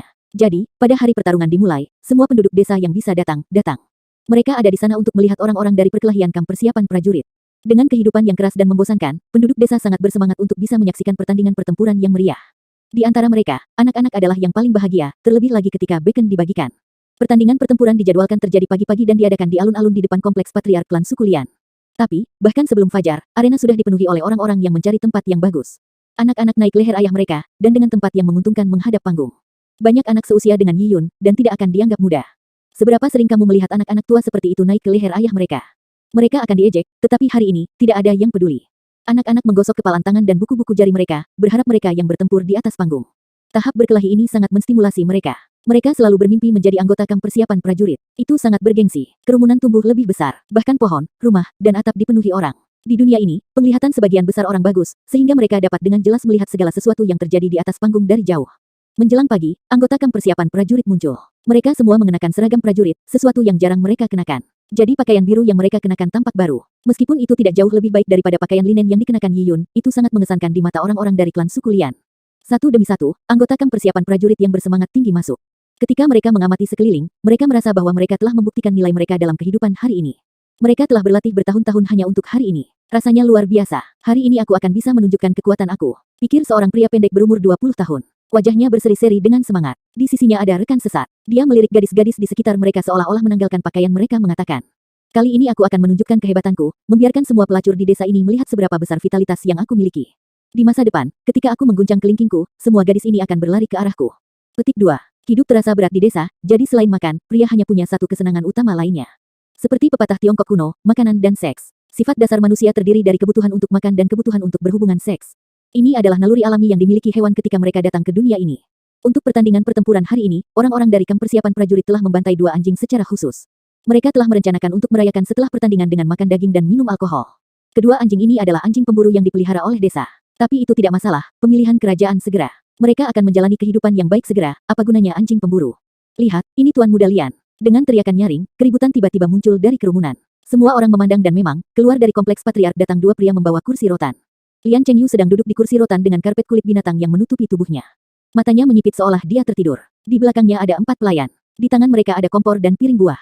Mereka terlihat sangat berhati-hati. Tuan Muda Lian, benar-benar Tuan Muda Lian. Para penduduk desa segera menjadi bersemangat. Sejak Lian Chengyu telah menerobos ke dunia darah ungu, prestise di klan suku Lian telah mencapai ketinggian yang tak terbayangkan. Semua orang telah menaruh harapan mereka pada Lian Chengyu yang menuntun mereka ke kota untuk menjalani kehidupan yang lebih baik. Dapat dikatakan bahwa Lian Chengyu sekarang adalah pilar spiritual dukungan dari klan suku Lian. Orang-orang mulai dengan sungguh-sungguh menyembah Lian Chengyu, karena ia sekarang adalah raja mutlak dari suku itu. Apapun yang dia lakukan akan mendapatkan dukungan tanpa syarat dari klan suku Lian. Siapapun yang dia inginkan mati, sebuah kata tanpa alasan sudah cukup untuk membuat orang menjadi alat pembunuhnya. Gadis manapun yang dia inginkan, dengan sepatah kata, orang-orang akan mencuci bersih dan mengantarnya ke tempat tidur Lian Chengyu. Selama beberapa hari terakhir, Lian Chengyu telah menjadi pertapa, mencegah orang-orang melihatnya. Bagaimana mungkin mereka tidak bersemangat ketika mereka akhirnya melihatnya? Banyak gadis berusia 17 tahun memerah karena kegembiraan. Memang benar bahwa gadis-gadis di hutan belantara yang luas menyembah yang kuat, tetapi dibandingkan dengan pria kasar, berkulit gelap seperti Zhao Tizu, seorang anak laki-laki yang cantik jauh lebih baik. Di hati para gadis di hutan belantara, pasangan ideal adalah seseorang seperti Lian Chengyu yang kuat dan sangat tampan. Beberapa hari ini, Lian Chengyu sudah menjadi kekasih impian banyak gadis di klan suku Lian. Mulailah, kata Lian Chengyu ringan. Dia jelas tidak peduli dengan apapun yang terjadi di atas panggung. Sungguh lucu, itu adalah orang-orang kasar dari kamp persiapan prajurit. Baginya, mereka semua adalah sekelompok tas jerami. Bahkan jika mereka berlatih selama 100 tahun lagi, mereka bahkan tidak akan bisa menyentuh gerbang Jin Longwei. Jelas bagi orang-orang bahwa dia angkuh dan bahwa dia bahkan memiliki pandangan menghina yang samar. Tetapi bagi sekelompok gadis, itu membuatnya semakin menawan, membuat mereka lebih memuja Lian Chengyu. Mereka semua berbondong-bondong ke pertandingan besar ini, namun Tuan Muda Lian bahkan tidak bisa diganggu dengan itu. Inilah perbedaan pandangan. Pertempuran dimulai. Zhao Tizu berteriak di bagian atas paru-parunya. Sejak dia semakin dekat dengan Lian Chengyu, dia adalah pemimpin kamp persiapan prajurit yang tak terucapkan. Dalam beberapa hari terakhir, dia telah menikmati manfaat dari gunung klan Lian Herbal karena dia berhasil mendapatkan ramuan yang ditolak Lian Chengyu. Ini menyebabkan kekuatan Zhao Tizu meningkat banyak. Dalam situasi dengan sumber daya yang langka, siapapun anggota kamp persiapan prajurit yang memiliki sumber daya paling banyak, mereka dapat mengolah yang tercepat. Karena dia takut yang lain akan cemburu, dia diam-diam menggunakan narkoba. Dia juga telah bersembunyi dari orang lain bahwa kekuatannya telah meningkat dengan pesat. Bahkan Zhao Tizu tidak tahu seberapa besar kekuatannya telah meningkat. Dia ingin mengujinya di atas panggung, karena itu adalah tempat yang memberi Zhao Tizu kesempatan untuk melenturkan ototnya. Hehe, setelah menyembunyikannya begitu lama, ketika aku naik ke atas panggung, aku akan memukau dunia dengan satu prestasi brilian. Setelah memiliki peningkatan kekuatan yang signifikan, ambisi Zhao Tizu telah tumbuh. Dia sudah merencanakan untuk menjadi antek nomor 1 Lian Chengyu, dan tidak ada yang bersaing dengannya. Pertandingan di hutan belantara yang luas tidak memiliki banyak aturan. Cara kerjanya sederhana, seseorang akan tetap di atas panggung dan dia akan diserang oleh orang lain dengan cara duel. Siapapun yang memiliki kemampuan, bisa naik. Akhirnya ketika tidak ada yang naik ke panggung, maka orang yang berdiri di arena akan memenangkan tempat. Dia kemudian dapat mengambil papan kayu yang melambangkan kemenangannya. Sistem seperti itu mungkin terdengar kacau, di mana dimungkinkan bagi dua prajurit yang sama-sama terlibat dalam pertandingan brutal, atau dengan tek teaming, menyebabkan prajurit yang menimbun panggung kehabisan energi. Namun, orang-orang di kamp persiapan prajurit tidak repot-repot berpikir terlalu dalam tentang itu. Sederhana dan kasar adalah gaya mereka. Awalnya, baik Yao Yuan maupun Lian Chengyu tidak bisa diganggu dengan pertandingan yang tidak berarti ini. Yao Yuan telah memberi Zhao Tizu wewenang untuk memutuskan aturan, tetapi untuk orang kasar seperti Zhao Tizu, apakah mungkin baginya untuk membuat aturan yang masuk akal dan adil? Jika aturannya terlalu rumit, orang-orang yang bersaing tidak akan mengerti. Ketika pertandingan dimulai, Zhao Tizu adalah yang pertama di atas panggung. Dia tidak bisa berguling-guling dalam kesabarannya, karena dia telah menunggu lama untuk kesempatan ini di mana dia dapat menunjukkan kekuatannya yang tersembunyi. Arena itu selebar 100 kaki. Zhao Tizu berdiri di tengah arena dan mulai membuat pose untuk memamerkan otot-ototnya. Ayo. Siapa yang mau berdebat denganku? Zhao Tizu mulai berteriak. Demikian juga, para penonton mulai berteriak juga. Mereka tidak menyangka bahwa itu akan dimulai dengan duel ahli. Zhao Tizu terkenal, bersama dengan caranya yang tinggi dalam melakukan sesuatu, semua orang tahu bahwa Zhao Tizu adalah salah satu dari 10 ahli di kamp persiapan prajurit. Hehe, Brother Zhao, aku akan berdebat denganmu. Seorang pria yang kuat melompat ke arena. Nama keluarganya adalah Sun dan dia memiliki kekuatan rata-rata di kamp persiapan prajurit. Dia bukan pasangan Zhao Tizu, tapi dia berhubungan baik dengan Zhao Tizu. Dia adalah seorang sahabat yang bisa berbagi daging dengan Zhao Tizu pada perburuan yang sukses sesekali. Dia bisa mengatakan bahwa Zhao Tizu ingin parade sendiri, jadi dia naik panggung untuk melengkapinya. Orang-orang di kamp persiapan prajurit telah berlatih bersama untuk waktu yang lama, jadi mereka semua tahu posisi satu sama lain. Mereka tahu bahwa Sun tahu dia tidak akan berada dalam 9 tempat teratas, jadi dia mungkin juga memberikan bantuan kepada Zhao Tizu. Haha, bagus, Brother Sun, ayolah. Sun dan Zhao Tizu keduanya memiliki sikap agresif. Di arena hutan belantara yang luas, tidak ada etiket yang berantakan. Pertandingan dimulai setelah kamu datang ke arena. Karena semua orang menonton, mereka berdua bertarung dengan yang terbaik. Anggota kamp persiapan prajurit memang memiliki kekuatan besar. Adapun keterampilan dan teknik bertarung, maka itu terlalu banyak. Perdebatan mereka mirip dengan film aksi Hong Kong, di mana gerakannya lambat, pukulan selalu mendarat dan entah dari mana, mereka akan saling berpelukan. Sun bukan pertandingan Zhao Tizu bahkan sebelum kekuatannya meningkat. Oleh karena itu, dalam beberapa putaran, Zhao Tizu meraih pinggangnya, menjepitnya di arena. Keduanya telah bertarung tanpa gaya karena saat mereka bertarung, mereka menyadari semua teknik tinju dan sikap yang mereka pelajari sebelumnya tidak mudah digunakan.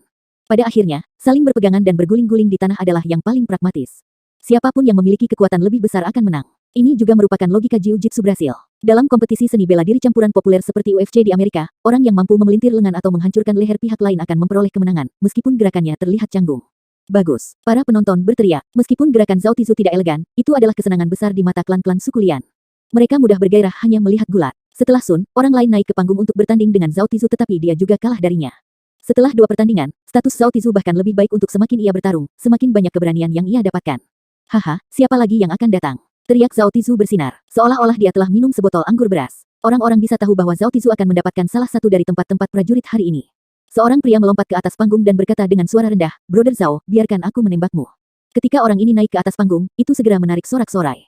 Ini Zhang Dali. Zhang Dali secara alami terlahir kuat. Pada umur 15, dia bisa mengangkat batu seberat 100 kg. Tidak diketahui seberapa kuat Zhang Dali sekarang. Di klan suku Lian, nama-nama anggota terkemuka dari kamp persiapan prajurit juga dikenal luas. Ketika Zhang Dali dapat mengangkat 100 kg bobot batu pada umur 15, ia menjadi terkenal di klan suku Lian. Ada kemungkinan besar Zhang Dali akan berada di antara 9 yang terpilih. Dengan Zhang Dali dan Zhao Tizu, pertandingan yang kuat versus yang kuat menyebabkan kerumunan meletus. Dali, haha, bagus. Aku sudah lama ingin berdebat dengan kamu, datang. Mata Zhao Tizu berbinar. Setahun yang lalu, dia sedikit lebih lemah dari Zhang Dali, tapi tahun ini dia memiliki perubahan besar dalam kekuatannya. Dia ingin sekali menemukan lawan yang kuat untuk menguji kekuatannya. Zhang Dali melompat ke atas panggung dan dipisahkan dari Zhao Tizu sejauh 30 kaki. Tanpa etiket, mereka bergegas menuju satu sama lain dengan raungan. Kedua lelaki itu kekar, jadi seolah-olah 2 ekor sapi saling berhadapan. Peng! Zhao Tizu dan Zhang Dali saling bertabrakan tanpa tampilan mencolok. Orang-orang bisa mendengar suara daging dan tulang bertabrakan, membuat mereka pucat pasi. Tabrakan seperti itu jika diarahkan ke tubuh mereka akan mematahkan tulang mereka. Pertempuran antara Zhao Tizu dan Zhang Dali jelas jauh lebih agresif daripada pertempuran Sun sebelumnya. Kekuatan kedua pria itu berukuran sekitar 350 kg, lebih dari 2 kali lipat pria. Perbedaan kekuatan seperti itu memastikan bahwa bahkan jika selusin orang lapis 1 menyerang Zhao Tizu, dia masih bisa dengan mudah mengalahkan mereka. Tizu dimainkan dengan baik. Di antara kerumunan, Lian Chuyua berteriak di bagian atas suaranya. Karena dia baru-baru ini diikat oleh Lian Chengyu untuk melakukan pekerjaan, dia dekat dengan Zhao Tizu, dan segera mereka menjadi barang. Berpikir tentang kekuatan Zhao Tizu yang kuat dari malam sebelumnya, Lian Chuyua tidak bisa menahan perasaan hasrat birahi. Mendengar orang-orang bersorak dan dengan dukungan Lian Chuyua, Zhao Tizu tampaknya mendapatkan kekuatan yang tidak dapat dijelaskan dan mulai mengeluarkan badai. Tapi, Dali tidak ingin kalah dengan kekuatannya yang besar, dia masih memiliki keuntungan besar. Inti dari pertarungan khas di antara anggota kamp persiapan prajurit adalah pertempuran kekuatan. Ini juga mengapa mengangkat rol batu adalah kinerja utama mereka dan cara untuk mendapatkan hak membual. Setelah bergulat di tanah untuk waktu yang lama, Zhao Tizu akhirnya berhasil menekan Zhang Dali. Dia ditahan dan tidak bisa lagi bergerak. Alasan utama mengapa Zhao Tizu mampu menekan Zhang Dali adalah karena dia makan banyak herbal menyebabkan kebugarannya meningkat seiring dengan stamina yang berkepanjangan. Dia memenangkan pertandingan ini karena staminanya. Zhang Dali telah ditekan sampai dia agak sesak napas. Dia tidak mengerti bagaimana Zhao Tizu bisa menjadi seperti lembu jantan yang tak kenal lelah, bagaimana dia memiliki jumlah energi yang tidak bisa dibelanjakan. Harus dikatakan bahwa meskipun rata-rata anggota kamp persiapan prajurit memiliki kekuatan besar, lengan mereka masih sakit setelah mengangkat roller batu seberat 250 kg 8 kali. Tidak mudah untuk menjadi seperti Zhao Tizu, yang menjadi lebih kuat semakin dia bertarung. Zhang Dali terengah-engah ketika dia bertanya, kamu tidak bisa menembus ke alam semangat, kan? Hahaha, hampir. Zhao Tizu mulai membual. Sebagian besar anggota kamp persiapan berada di alam valian, dan Zhao Tizu jauh dari alam semangat. Bagaimana bisa mudah berada pada tahap pernafasan seperti ular, keluar seperti panah?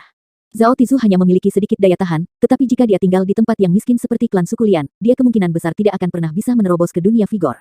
Rakyat jelata di sekitarnya tahu apa artinya vigor. Lagi pula, pemilihan kerajaan telah dikenal sejak lama, dan Lian Chengyu telah lama mengumumkan apa itu dunia darah ungu. Di bawah informasi palsu oleh kelas penguasa klan suku Lian, orang-orang semua percaya bahwa Lian Chengyu telah memasuki wilayah darah ungu. Untuk rakyat jelata bodoh, mereka merasa bahwa ranah darah ungu sekuat dewa di surga. Jika Zhao Tizu dikatakan banteng, maka Lian Chengyu adalah binatang buas yang menakutkan. Kesenjangan di antara mereka adalah surga dan bumi. Semakin mereka merasakan kekuatan Lian Chengyu, semakin besar harapan mereka bahwa Lian Chengyu akan membawa mereka ke kota. Pada saat yang sama, mereka merasa bahwa dengan mengikuti Lian Chengyu, akan menjadi suatu kehormatan untuk menjadi pelayan di bawahnya. Di dunia yang kacau ini, orang tidak memikirkan kebebasan. Bagi mereka yang tidak bisa mengisi perut mereka, kebebasan adalah pemborosan dan lelucon. Yang mereka inginkan adalah mengikuti tuan yang baik dan puas dengan makanan. Hahaha, Zhao Tizu tertawa. Dia sangat senang dengan adegan saat ini. Dia juga tahu bahwa tidak mungkin dia bisa melewati seleksi kerajaan tetapi untuk bisa pamer, Zhao Tizu merasa seperti dia telah mencapai puncak hidupnya. Siapa lagi yang ingin datang dan mencoba? Zhao Tizu bersemangat tinggi, Dongzi, kamu ingin datang ke sini dan bermain denganku. Melihat tidak ada yang datang, Zhao Tizu mulai memanggil nama. Kakak Zhao, jangan bercanda denganku. Bagaimana aku bisa menang melawan kamu? Pukulan yang kamu kirim beberapa waktu lalu memiliki cincin di sendi kamu. Bukankah itu tanda sesuatu, dan sujud menembak jatuh kawanan domba atau sesuatu? Semua jenis metode menjilat digunakan oleh prajurit muda ini dengan nama Dongzi. Dia mengerti bahwa untuk bertahan hidup di kamp persiapan prajurit, dia harus meraih seseorang yang hebat, sehingga ketika dagingnya dibagikan, dia akan menerima lebih banyak. Hahaha, ini, guntur di 9 awan, surprise bow drops flop. Ungkapan ini butuh waktu lama bagi Zhao Tizu untuk menghafal sebelum dia bisa menyemburkan seteguk. Dia masih bertahun-tahun cahaya dari dunia itu, tetapi melihat ekspresi Zhao Tizu, seolah-olah dia sudah mencapai kondisi itu. Memperhatikan bahwa tidak ada seorang pun di antara hadirin yang bersedia menghadapinya, Zhao Tizu merasa tidak perlu melanjutkan postur saat dia berkata dengan keras, jika tidak ada yang naik ke panggung, maka aku dengan senang hati akan menerima tempat ini. Awalnya, aturan Zhao Tizu adalah seperti itu jika tidak ada yang berani menghadapi orang di arena, maka orang itu akan mengambil tempat. Ini adalah bagaimana 9 tempat itu dipilih. Tidak ada yang memiliki ketidaksetujuan karena mereka yakin akan kekuatan Zhao Tizu. Apakah ada orang yang berselisih? Zhao Tizu sengaja memperlambat kecepatan di mana dia mengumpulkan tablet kayu. Itu mirip dengan perasaan seorang juru lelang menghitung mundur untuk menggoda tawaran yang lebih tinggi. Bagi Zhao Tizu, ini hanyalah salah satu dari tindakan posturnya, tetapi tidak ada yang menyangka, ketika dia menanyakan pertanyaan itu, sebuah suara datang dari kerumunan, kamu benar-benar menjijikkan, mengapa kamu tidak bisa mengambil tablet kayu? Apakah kamu perlu bertindak dengan cara yang menyebalkan itu, meminta orang untuk melawan kamu? Jika demikian, maka aku akan memenuhi keinginan kamu dan melawan kamu. Siapa? Zhao Tizu baru saja akan menyelesaikan tindakannya yang sempurna, tetapi seseorang benar-benar melompat untuk menentangnya. Dan di sela-sela kalimat itu, dia menuduhnya menjijikkan. Itu benar, semua orang bisa tahu bahwa Zhao Tizu baru saja berpose. Dia telah menggunakannya untuk mengumumkan kepada seluruh klan suku Lian bahwa dia adalah yang terkuat di kamp persiapan prajurit, tetapi siapa yang berani mengatakannya? Siapapun yang mengatakan itu, keluarlah ke sini, aku ingin melihat siapa yang muak hidup. Zhao Tizu sudah menganggap klan suku Lian sebagai miliknya, jika Lian Chengyu adalah harimau, maka dia adalah kaki tangan serigala dari Lian Chengyu. Bagaimana dia bisa mentolerir dipukul di wajah di wilayahnya sendiri? Tapi, jika seseorang melangkah maju sekarang, dia bisa memberi contoh, membangun otoritasnya. Dia telah memutuskan bahwa dia akan membunuh orang yang menyebabkan masalah di depan semua orang. Di padang belantara luas tanpa hukum, tidak ada yang salah dengan yang kuat membunuh yang lemah lebih jauh lagi, itu di arena, sehingga membuatnya lebih dibenarkan. Memikirkan hal ini, Zhao Tizu menyapu kerumunan dengan mata haus darahnya. Zhao Tizu mencari orang yang mengucapkan kata-kata itu, tetapi orang itu tersembunyi di dalam lautan orang dan tidak muncul ke depan. Setelah sekitar 30 detik, seseorang telah mendorong kerumunan ke garis depan panggung. Orang-orang memberi jalan ketika mereka melihat seorang anak berukuran kecil berjalan ke depan panggung, dan dengan santai naik ke atas panggung. Anak kecil ini hanya mencapai dada Zhao Tizu dan dia mengenakan pakaian linen kasar. Pakaiannya bersih tapi compang camping, dengan beberapa tambalan besar. Melihat ukuran dan pose tubuh ini, tanda tanya memenuhi otak kerumunan.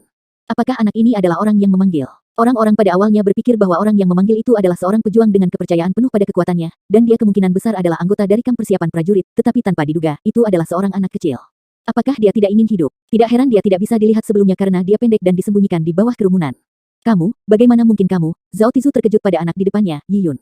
Kamu tidak mati. Punggung Yi Yun awalnya menghadap ke orang-orang, begitu banyak yang tidak menyadarinya. Sekarang, mereka bisa melihat dengan jelas bahwa orang di atas panggung tidak lain adalah Yi Yun. Saudara Yi Yun. Ini benar-benar saudara Yi Yun. Tetangga Yi Yun Bibi Wang dan putrinya, Zhou Xiaoke hadir di antara hadirin. Zhou Xiaoke, setelah melihat Yi Yun hidup-hidup, terkejut, tetapi melihat adegan langsungnya, dia mengkhawatirkan Yi Yun. Pada saat itu, Zhou Xiaoke meraih tangan kasar bibi Wang erat-erat dengan hati di mulutnya. Kido Yun masih hidup, tapi mengapa dia naik panggung sekarang untuk memusuhi orang berbahaya ini? Bibi Wang khawatir karena dia tidak tahu apa yang dilakukan Yi Yun. Dan pada saat itu, Yi Yun, yang berdiri di atas panggung, perlahan-lahan membalikkan tubuhnya ke kursi kulit binatang di halaman klan suku Lian, tempat Lian Chengyu yang lemah duduk. Tatapan pihak lain itu seperti peluru menembaki dia. Lian Chengyu tidak bergerak di kursinya, namun keempat pelayan di sekelilingnya tidak bisa menahan diri untuk tidak menggigil. Mereka bisa merasakan bahwa Lian Chengyu tiba-tiba berubah menjadi binatang buas. Berapa kali itu? Ya, ini ketiga kalinya. Lian Chengyu meletakkan cangkir teh di tangannya ke bawah dan terus menatap Yi Yun. Pertama kali, Yi Yun dibangkitkan setelah jatuh sambil memetik herbal. Kedua kalinya, Yi Yun melarikan diri setelah diserang secara diam-diam oleh Lian Chengyu. Ketiga kalinya, setelah diracuni oleh racun es tulang yang sunyi dan pil pengencer darah, dan pendarahan dari 7 lubang dan jatuh ke tebing besar, ia masih selamat. Kelopak mata Lian Chengyu mulai melompat. Cara dia memandang Yi Yun seperti ular berbisa melihat mangsanya dengan jejak kejam dan keserakahan. Tubuhnya memiliki rahasia. Lian Chengyu percaya bahwa Yi Yun memiliki harta yang melindungi hidupnya. Meskipun dia tidak tahu apa harta itu, tidak masalah, karena harta itu akan segera menjadi miliknya. Setelah membunuh Yi Yun, dia akan mendapatkan harta karun itu. Dia kemudian perlahan bisa memeriksanya dan akhirnya mengetahui penggunaannya. Ketika dia memikirkan hal ini, Lian Chengyu perlahan mendapatkan kembali ketenangannya. Ekspresinya tenang di permukaan, tetapi di dalam tubuhnya bersemangat dan darah panas. Dia dengan lembut menjilat bibirnya, memancarkan mata yang haus darah. Baik, sangat bagus. Surga akhirnya adil bagiku sekali saja. Surga mungkin tidak memberi aku latar belakang keluarga yang mulia, juga tidak memberi aku sumber daya yang diperlukan untuk berlatih seni bela diri, dan itu bahkan membuat aku terputus tepat ketika aku akan menerobos ke dunia darah ungu. Tetapi hari ini, kamu telah memberi aku kesempatan, mengirimkan harta ini yang dapat melindungi kehidupan seseorang bagi aku. Seperti kata pepatah kuno, jika kamu tidak mengambil kesempatan yang diberikan kepada kamu, kerugian akan jatuh kepada kamu. Jika aku mengabaikan objek yang telah diberikan surga kepada aku, itu akan mengundang bencana di masa depan. Aku, Lian Chengyu, jelas bukan orang bodoh. Anehnya, anak ini bernama Yi Yun dapat memiliki kehidupan yang diberkati meskipun menjadi budak kecil yang kelaparan. Tidak, harus dikatakan bahwa aku memiliki kehidupan yang diberkati. Dengan membunuhnya, aku akan mendapatkan harta karun itu. Siapapun yang memegang harta itu juga memiliki kehidupan yang diberkati. Banyak pikiran terlintas dalam benak Lian Chengyu. Zhao Tizu yang menyeringai sudah mulai berjalan menuju Yi Yun tanpa perintah dari Lian Chengyu. Kata-kata itu dari kamu. Zhao Tizu menyeringai. Dia ingin tahu mengapa Yi Yun tidak mati setelah jatuh dari tebing yang tingginya puluhan meter. Dia tidak percaya ada orang yang seberuntung itu dan telah menggunakan beberapa trik untuk memberikan kesan palsu pada orang-orang itu. Zhao Tizu awalnya berpikir bahwa seorang pejuang dengan beberapa cara telah menantangnya, sehingga dia bisa menggunakan kekuatan luar biasa untuk membunuh yang lain. Tapi tiba-tiba, apa yang dihadapinya adalah monyet kecil yang tidak berguna ini, Yi Yun. Dengan ini, dia tidak bisa pamer. Bagaimana bisa membunuh seekor monyet kecil yang hanya mencapai dadanya terlihat layak? Apa yang dipikirkan Zhao Tizu adalah metode yang bisa dia gunakan untuk membunuh Yi Yun, metode yang akan membuat Yi Yun merasa tidak nyaman dan takut. Tentu saja itu aku. Bukankah itu yang baru saja kamu katakan omong kosong? Yi Yun memegang tangannya di belakangnya dengan ekspresi yang jelas. Apakah kamu perlu mengajukan pertanyaan terbelakang seperti itu? Ah, Zhao Tizu menatap Yi Yun seolah-olah dia adalah seorang idiot. Dia tidak bisa mengerti jika Yi Yun telah menghancurkan otaknya di pintu, karena Yi Yun seharusnya membayangkan nasib yang menantinya. Bajingan kecil, untuk menyinggung perasaan aku hari ini, kamu adalah daging mati. Dengan patuh berlutut dan membungkuk kepada aku 100 kali, sebelum bersembunyi di bawah selangkangan aku. Apakah kamu ingin melakukannya sendiri, atau haruskah aku membuat kamu melakukannya? Zhao Tizu menyeringai sementara Yi Yun memandangnya seolah-olah dia terbelakang. Aku di sini hari ini untuk mendapatkan tempat, bukan untuk mendengarkan omong kosongmu. Dengan kata-kata itu, seluruh hadirin terpana. Orang-orang menyadari bahwa dengan naik ke atas panggung, Yi Yun tidak dengan sengaja memusuhi atau membuat Zhao Tizu tidak bahagia, tetapi untuk bertarung dalam pertandingan untuk mendapatkan tempat partisipasi untuk pemilihan kerajaan. Surga, dengan ukuran tubuhnya, apakah dia gila? Dia baru saja berlatih selama sebulan, dan usianya baru 12 tahun lebih tua, bagaimana dia bisa bersaing dengan Zhao Tizu? Saudara Yi Yun, di kerumunan, Zhou Xiaoke mengalami saat yang memilukan. Apakah saudara Yi Yun tahu seberapa kuat Zhao Tizu? Bagi orang-orang dari klan suku Lian, anggota kamp persiapan prajurit seperti sekelompok harimau. Tidak ada orang biasa yang cocok dengan mereka, apalagi anak-anak seperti Yi Yun. Hahaha, Zhao Tizu tertawa terbahak-bahak seolah-olah ini adalah lelucon paling lucu yang pernah dia dengar dalam hidupnya. Bajingan kecil, apakah kamu sudah gila? Jangan beritahu aku bahwa kamu percaya kamu dapat mengalahkan aku setelah mempelajari beberapa keterampilan dari Lord Zhang, sehingga kamu dapat mewakili klan suku Lian pada pemilihan kerajaan. Saat Zhao Tizu mengucapkan kata-kata itu, anggota kamp persiapan prajurit tertawa terbahak-bahak.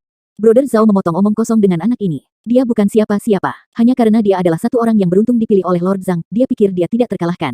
Banyak orang menggemakan ini. Pada saat itu, suara wanita yang kejam terdengar. Brother Tizu, patahkan kaki anak itu dan gantung dia. Orang itu tidak lain adalah Lian Chuihua. Bagaimana mungkin Yi Yun melupakan suaranya yang cempreng? Orang yang memimpin penduduk desa mengepung rumah Jiang Xiaorou dengan kotoran sapi adalah Lian Chuihua ini. Yi Yun mencibir dan melirik Lian Chuihua. Apa yang kamu lihat, bangsat kecil? Apakah kamu pikir kamu mampu menatapku? Lihat lagi, dan aku akan menggali kedua matamu yang tercela. Lian Chuihua mendominasi saat dia berkata, Saudara Tizu, bunuh bajingan kecil itu. Saat dia mengatakan itu, Lian Chuihua bahkan mengirim pandangan genit ke Zhao Tizu. Zhao Tizu jelas diberdayakan oleh pandangan genit itu dan tertawa terbahak-bahak. Nak, kurasa kau belum pulih dari penyakitmu. Pikiran kamu masih tidak lurus. Seorang budak kecil seperti kamu yang bahkan tidak dapat menemukan makanan di dataran lumpur ingin bergabung dengan pilihan kerajaan. Hari ini aku akan melepas kepala kamu untuk digunakan sebagai urinoir. Dengan itu, Zhao Tizu menuduh Yi Yun. Wajahnya menunjukkan ekspresi bercanda saat ia mengulurkan dua lengan seperti baja untuk meraih kepala Yi Yun. Dia tidak hanya mengatakan, dan benar-benar berencana untuk memelintir kepala Yi Yun. Zhao Tizu memiliki kekuatan besar, jadi bagaimana mungkin anak normal dapat menahan genggamannya? Yi Yun tetap tak bergerak dan dengan sikap tegap merentangkan kedua tangannya untuk meraih Zhao Tizu. Itu langkah yang sama dengan Zhao Tizu. Tangan Yi Yun benar-benar tidak proporsional dibandingkan dengan tangan besar Zhao Tizu. Melihat si idiot Yi Yun berani merentangkan tangannya, Zhao Tizu menyeringai dan meraih ke arah tangan Yi Yun. Dia telah berubah pikiran. Dia ingin menghancurkan tangan Yi Yun. Keempat anggota badan bentrok dan suara gertakan terdengar. Wajah Zhao Tizu membeku. Bibirnya bergerak-gerak ketika dia memandang tangan Dan Yun Yi yang luar biasa. Dua tangannya yang besar di dalam tangan kecil Yi Yun hancur. Darah segar menetes tanpa henti. Selain ibu jarinya, semua 8 jari lainnya dipelintir dalam sudut yang aneh dan benar-benar patah. Tangannya dihancurkan secara brutal oleh Yi Yun. Ah, ceritan menyayat hati yang keras keluar dari mulut Zhao Tizu. Yi Yun menatap dingin pada Zhao Tizu, siapa yang kamu katakan adalah budak? Di dunia ini, yang lemah diperbudak sebagai budak, yang kuat dianggap sebagai tuan. Siapapun yang lebih kuat bisa mendominasi segalanya, aku akan memberitahu kamu siapa budaknya hari ini. Setelah mengatakan itu, Yi Yun mengambil langkah ke depan dan lutut sederhana menghantam dada Zhao Tizu. Peng! Dengan bunyi gedebuk, tubuh kekar Zhao Tizu terbang seperti karung sobek dengan lutut Yi Yun. Tulang dadanya membungkuk ke dalam, dengan tulang iga yang tidak diketahui jumlahnya. Dia jatuh dengan berat ke tanah, dengan darah merembes dari mulutnya. Tubuhnya berkedut dengan patah tulang. Adegan mendadak ini mengejutkan semua orang yang hadir. Ekspresi mereka sudah lewat beberapa detik, benar-benar beku. Apa ini tadi? Yi Yun telah menghancurkan tangan Zhao Tizu dan mengirimnya terbang dengan lutut. Tubuh kecil dan kurus Yi Yun dan tubuh kekar Zhao Tizu sangat kontras, memberikan dampak visual yang sangat kuat. Apakah ini mimpi? Lian Chengyu, yang telah duduk di kursi kulit binatang selama ini, tiba-tiba berdiri dan menatap Yi Yun dengan sepasang mata yang bersinar. Yi Yun, seorang budak pemetik ramuan yang biasanya tidak memiliki makanan untuk dimakan tidak berbeda dari seorang pengemis. Orang seperti itu tidak akan memprihatinkan di klan suku Lian. Tapi, dia bisa melukai Zhao Tizu dalam waktu singkat. Dari mana seni bela diri itu berasal? Mungkinkah setelah berlatih seni bela diri dengan Zhang Yuxian, ia mampu memahami seni bela diri dalam waktu 1 bulan, yang memungkinkannya untuk mengalahkan Zhao Tizu? Bagaimana mungkin ini bisa terjadi? Lian Chengyu mengepalkan tinjunya begitu kuat hingga kukunya menembus telapak tangannya. Para hadirin terdiam. Untuk waktu yang lama, tidak ada yang mengucapkan suara, karena mereka belum datang. Bahkan Zhou Xiaoke, yang telah mengkhawatirkan Yi Yun, menatapnya dengan dua matanya yang besar dan gelap. Dia benar-benar terpana, apakah ini nyata? Zhao Tizu yang terlihat seperti menara dan jahat itu telah dikalahkan oleh saudara Yi Yun. Yi Yun kembali ke sikap normalnya dan dengan santai meluruskan pakaian compang camping yang dipakainya. Ini adalah aksi kekerasan pertama Yi Yun. Sebelumnya, pukulan Yi Yun akan mendarat di atas batu besar. Mereka sangat keras, menyebabkan rasa sakit pada tinjunya. Tapi hari ini, itu mendarat di tubuh manusia, semua yang dia rasakan adalah kekerasan demi kelembutan. Setelah melukai seseorang secara langsung, Yi Yun tidak dapat menerimanya. Dia sudah terbiasa dengan aturan bertahan hidup baru dunia ini sejak dia menyeberang ke dunia liar ini. Dia tahu dengan jelas bahwa jika dia adalah orang yang berbelas kasih atau seorang beku yang tidak memiliki tangan yang ternoda darah, dia akan diuntungkan. Yi Yun dengan lembut menggerakkan 10 jarinya sebelum memutar kepalanya ke arah Lian Chuihua. Kamu sebelumnya mengatakan bahwa kamu akan mematahkan kakiku dan menggantungku. Dan untuk menggali mataku. Mengatakan ini, Yi Yun perlahan berjalan menuju Lian Chuihua. Apa yang ingin kamu lakukan? Melihat Yi Yun berjalan mendekat, Lian Chuihua berteriak. Kau bajingan kecil, kau tertular wabah. Apakah kamu berencana untuk menyebarkannya kepada orang-orang? Lian Chuihua bukanlah seseorang yang bisa dianggap enteng. Melihat Yi Yun tiba-tiba menjadi sangat menakutkan, dia dengan cepat memikirkan Yi Yun tertular wabah, dan mulai berteriak, berharap diperkuat oleh orang banyak. Rekan-rekan sekalian, bajingan kecil ini pasti dimiliki setelah dia meninggal, atau dia tidak akan sekuat itu. Apakah kamu lupa bahwa dia dirasuki? Benar, Lian Chuihua tiba-tiba memikirkan sesuatu dan dengan cepat menyelinap melewati kerumunan. Minggir, pindahkan F***K pergi. Kehabisan, dan ketika dia kembali, dia memiliki ember kayu di tangannya. Melihat Yi Yun, senyum jahat melintas di wajahnya. Bajingan kecil, kamu bisa begitu sombong karena aku membiarkanmu begitu. Apakah kamu pikir kamu tidak terkalahkan hanya karena kamu dirasuki oleh hal-hal yang kotor? Lihat bagaimana aku membunuhmu. Setelah mengatakan itu, Lian Chuihua memercikkan isi dalam ember kayu ke Yi Yun. Di dalam ember kayu itu ada cairan berwarna merah darah, dan bau busuk memancar darinya. Itu darah anjing. Sebelum pertandingan, anggota kamp persiapan prajurit telah membantai 2 anjing pemburu dan telah bersiap untuk mengadakan pesta setelah pertandingan. Setelah menyembelih anjing pemburu, darah disimpan dalam ember kayu. Di dalamnya mengambang usus, bulu, jantung, dan paru-paru anjing. Dan semua ini dilemparkan ke arah Yi Yun. Orang-orang di Wilderness Cloud percaya bahwa darah anjing mampu pengusiran setan. Roh-roh kotor tidak tahan melihat darah anjing, dan jika berlumuran darah anjing, mereka akan mencair. Ungkapan Cina darah anjing di wajah memiliki makna itu. Mengutuk seseorang hingga darah anjing menutupi wajah, sama dengan orang yang kerasukan darah anjing di atasnya. Itu berarti bahwa mereka akan tetap tidak bergerak dan tidak dapat berkata-kata. Lian Chuihua benar-benar percaya bahwa Yi Yun telah dirasuki untuk dapat melukai Zhao Tizu, sehingga selama darah anjing menutupi dirinya, roh-roh jahat akan terbakar, meninggalkan ayam kecil seperti Yi Yun, yang tidak berdaya melawannya. Lian Chuihua sangat ingin memotong anggota tubuh Yi Yun dan menghubungkannya untuk terbakar. Selama dia menuduhnya kerasukan, mudah untuk mendorong orang untuk membakarnya di tiang pancang. Orang-orang berseru ketika mereka melihat ember darah tumpah. Pada saat itu, mata Yi Yun melintas niat membunuh. Untuk seorang wanita seperti Lian Chuihua yang tidak tahu seni bela diri, Yi Yun tidak akan mengganggunya, tapi dia sebelumnya menyerang Jiang Xiaorou. Terlebih lagi, dia sekarang tahu betapa kejamnya wanita ini. Beberapa orang berbisa ke tulang. Orang-orang seperti ini benar-benar membahayakan dunia. Apakah mereka tahu seni bela diri atau tidak? Apakah mereka seorang wanita atau tidak? Peng! Suara ledakan keras terdengar. Tanpa melihat Yi Yun bergerak, seember darah anjing sudah meledak tepat di depan mata Yi Yun. Meskipun darah berceceran di mana-mana, tidak ada setetes pun mendarat di tubuh Yi Yun. Di sisi lain, Lian Chuihua ditutupi dengan darah anjing. Ah! Lian Chuihua menjerit. Rambutnya acak-acakan dan dia terus berteriak, "Kamu monster, kamu binatang kecil, kamu bajingan." Ah! Lian Chuihua tidak dapat mengatakannya lagi karena Yi Yun memegang lehernya. Lidah Lian Chuihua menggantung, dan matanya memutih saat anggota tubuhnya bergerak-gerak. "Simpan, selamatkan aku." Dorongan untuk bertahan hidup memberdayakan Lian Chuihua untuk nyaris tidak mengucapkan kata-kata itu. Pada saat itu, orang-orang di sekitarnya mundur ketakutan. Mereka tidak berani menyerang Yi Yun. Rakyat jelata dari hutan belantara yang luas adalah tipe yang menggertak yang lemah dan takut yang kuat. Mereka memiliki kecenderungan kuat akan sikap tunduk. Di depan seorang ahli, mereka secara tidak sadar akan patuh, sementara di depan yang lemah, mereka akan menampilkan sisi kasar mereka yang kasar, berubah menjadi monster. Ini digambarkan oleh serangan mereka terhadap Jiang Xiaorou. Lian Chuihua akhirnya takut. Saat dia melihat Yi Yun, matanya dipenuhi rasa takut. Dia masih tidak mengerti bagaimana Yi Yun tiba-tiba menjadi sekuat ini. Sepertinya dia belum kesurupan, karena seseorang yang kesurupan tidak akan bisa menghindari darah anjing-anjing itu. Seseorang yang kesurupan melihat darah anjing mirip dengan tikus, kaku karena melihat kucing. Kamu ingin memukuli seorang wanita. Keke. Lian Chuihua merasa sulit untuk membuka mulutnya, ketika suaranya bergetar. Yi Yun tertawa. "Aku belum pernah memukul wanita." Setelah mengatakan itu, Yi Yun sedikit melonggarkan cengkeramannya. Lian Chuihua bisa menghela nafas lega dan berhasil mengumpulkan keberanian. "Cepat lepaskan aku, dan minta maaf dari Tuan Muda Lian. Dia mungkin masih membiarkanmu pergi. Kamu mungkin telah menjadi kuat, tetapi bisakah kamu mengalahkan Tuan Muda Lian?" Petik 2. Lian Chengyu adalah dewa bagi klan suku Lian. Dia memiliki otoritas absolut. Hari-hari ini, di bawah propaganda dari Lian Chengyu, orang-orang tahu tentang berbagai tahap sebelum dunia darah ungu di masa lalu. Lian Chengyu berada di puncak tingkat kelima darah fana, sementara Zhao Tizu berada di tingkat pertama darah fana, dan jarak antara keduanya seperti langit dan bumi. Meskipun Lian Chuihua takut pada Yi Yun, dia ingat bahwa dia telah melayani Lian Chengyu, jadi dengan dia mendukungnya, apakah dia perlu takut dengan pang kecil itu? Jika Lian Chengyu bergerak, dia akan dengan mudah menghancurkan Yi Yun. Memikirkan hal ini, Lian Chuihua menjadi lebih berani. Dia merasa bahwa dilepaskan oleh Yi Yun adalah tampilan dari dirinya yang bising. Berlutut di hadapan Tuan Muda Lian untuk mengakui kesalahan kamu atau dia akan merobek kulit kamu. Apakah kamu pikir sangat kuat hanya karena kamu telah mengalahkan pecundang itu, Zhao Tizu?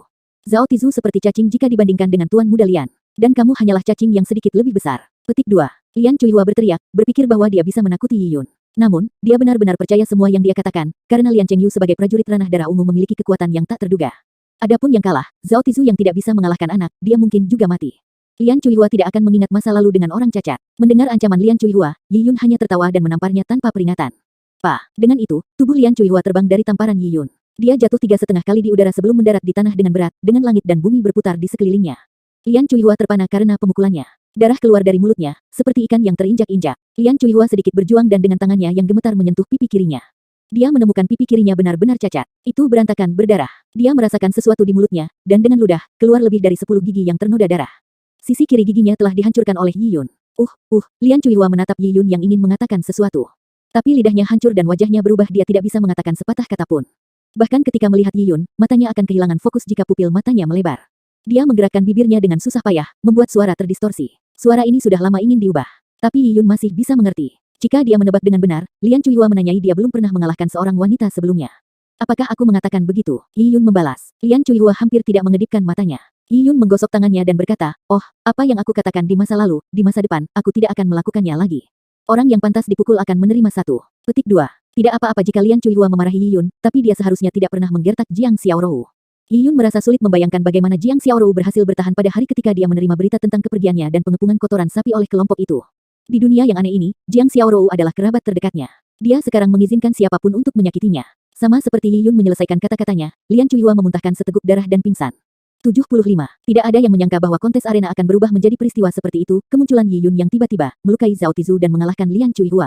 Di padang belantara yang luas, prosedur medis sangat terbelakang, 99% dari cedera tersebut akan menyebabkan infeksi, dan tanpa antibiotik, saat mereka terinfeksi, mereka tidak akan memiliki kesempatan untuk bertahan hidup. Bahkan jika dia selamat, Zhao Tizu telah lumpuh kemampuannya untuk berlatih seni bela diri atau bekerja bahkan turun dari tempat tidur akan menjadi masalah. Adapun Lian Chuihua, dia cacat. Tentu saja, bagi Yi Yun, penampilan Lian Chuihua sebelum menjadi cacat sangat mengerikan.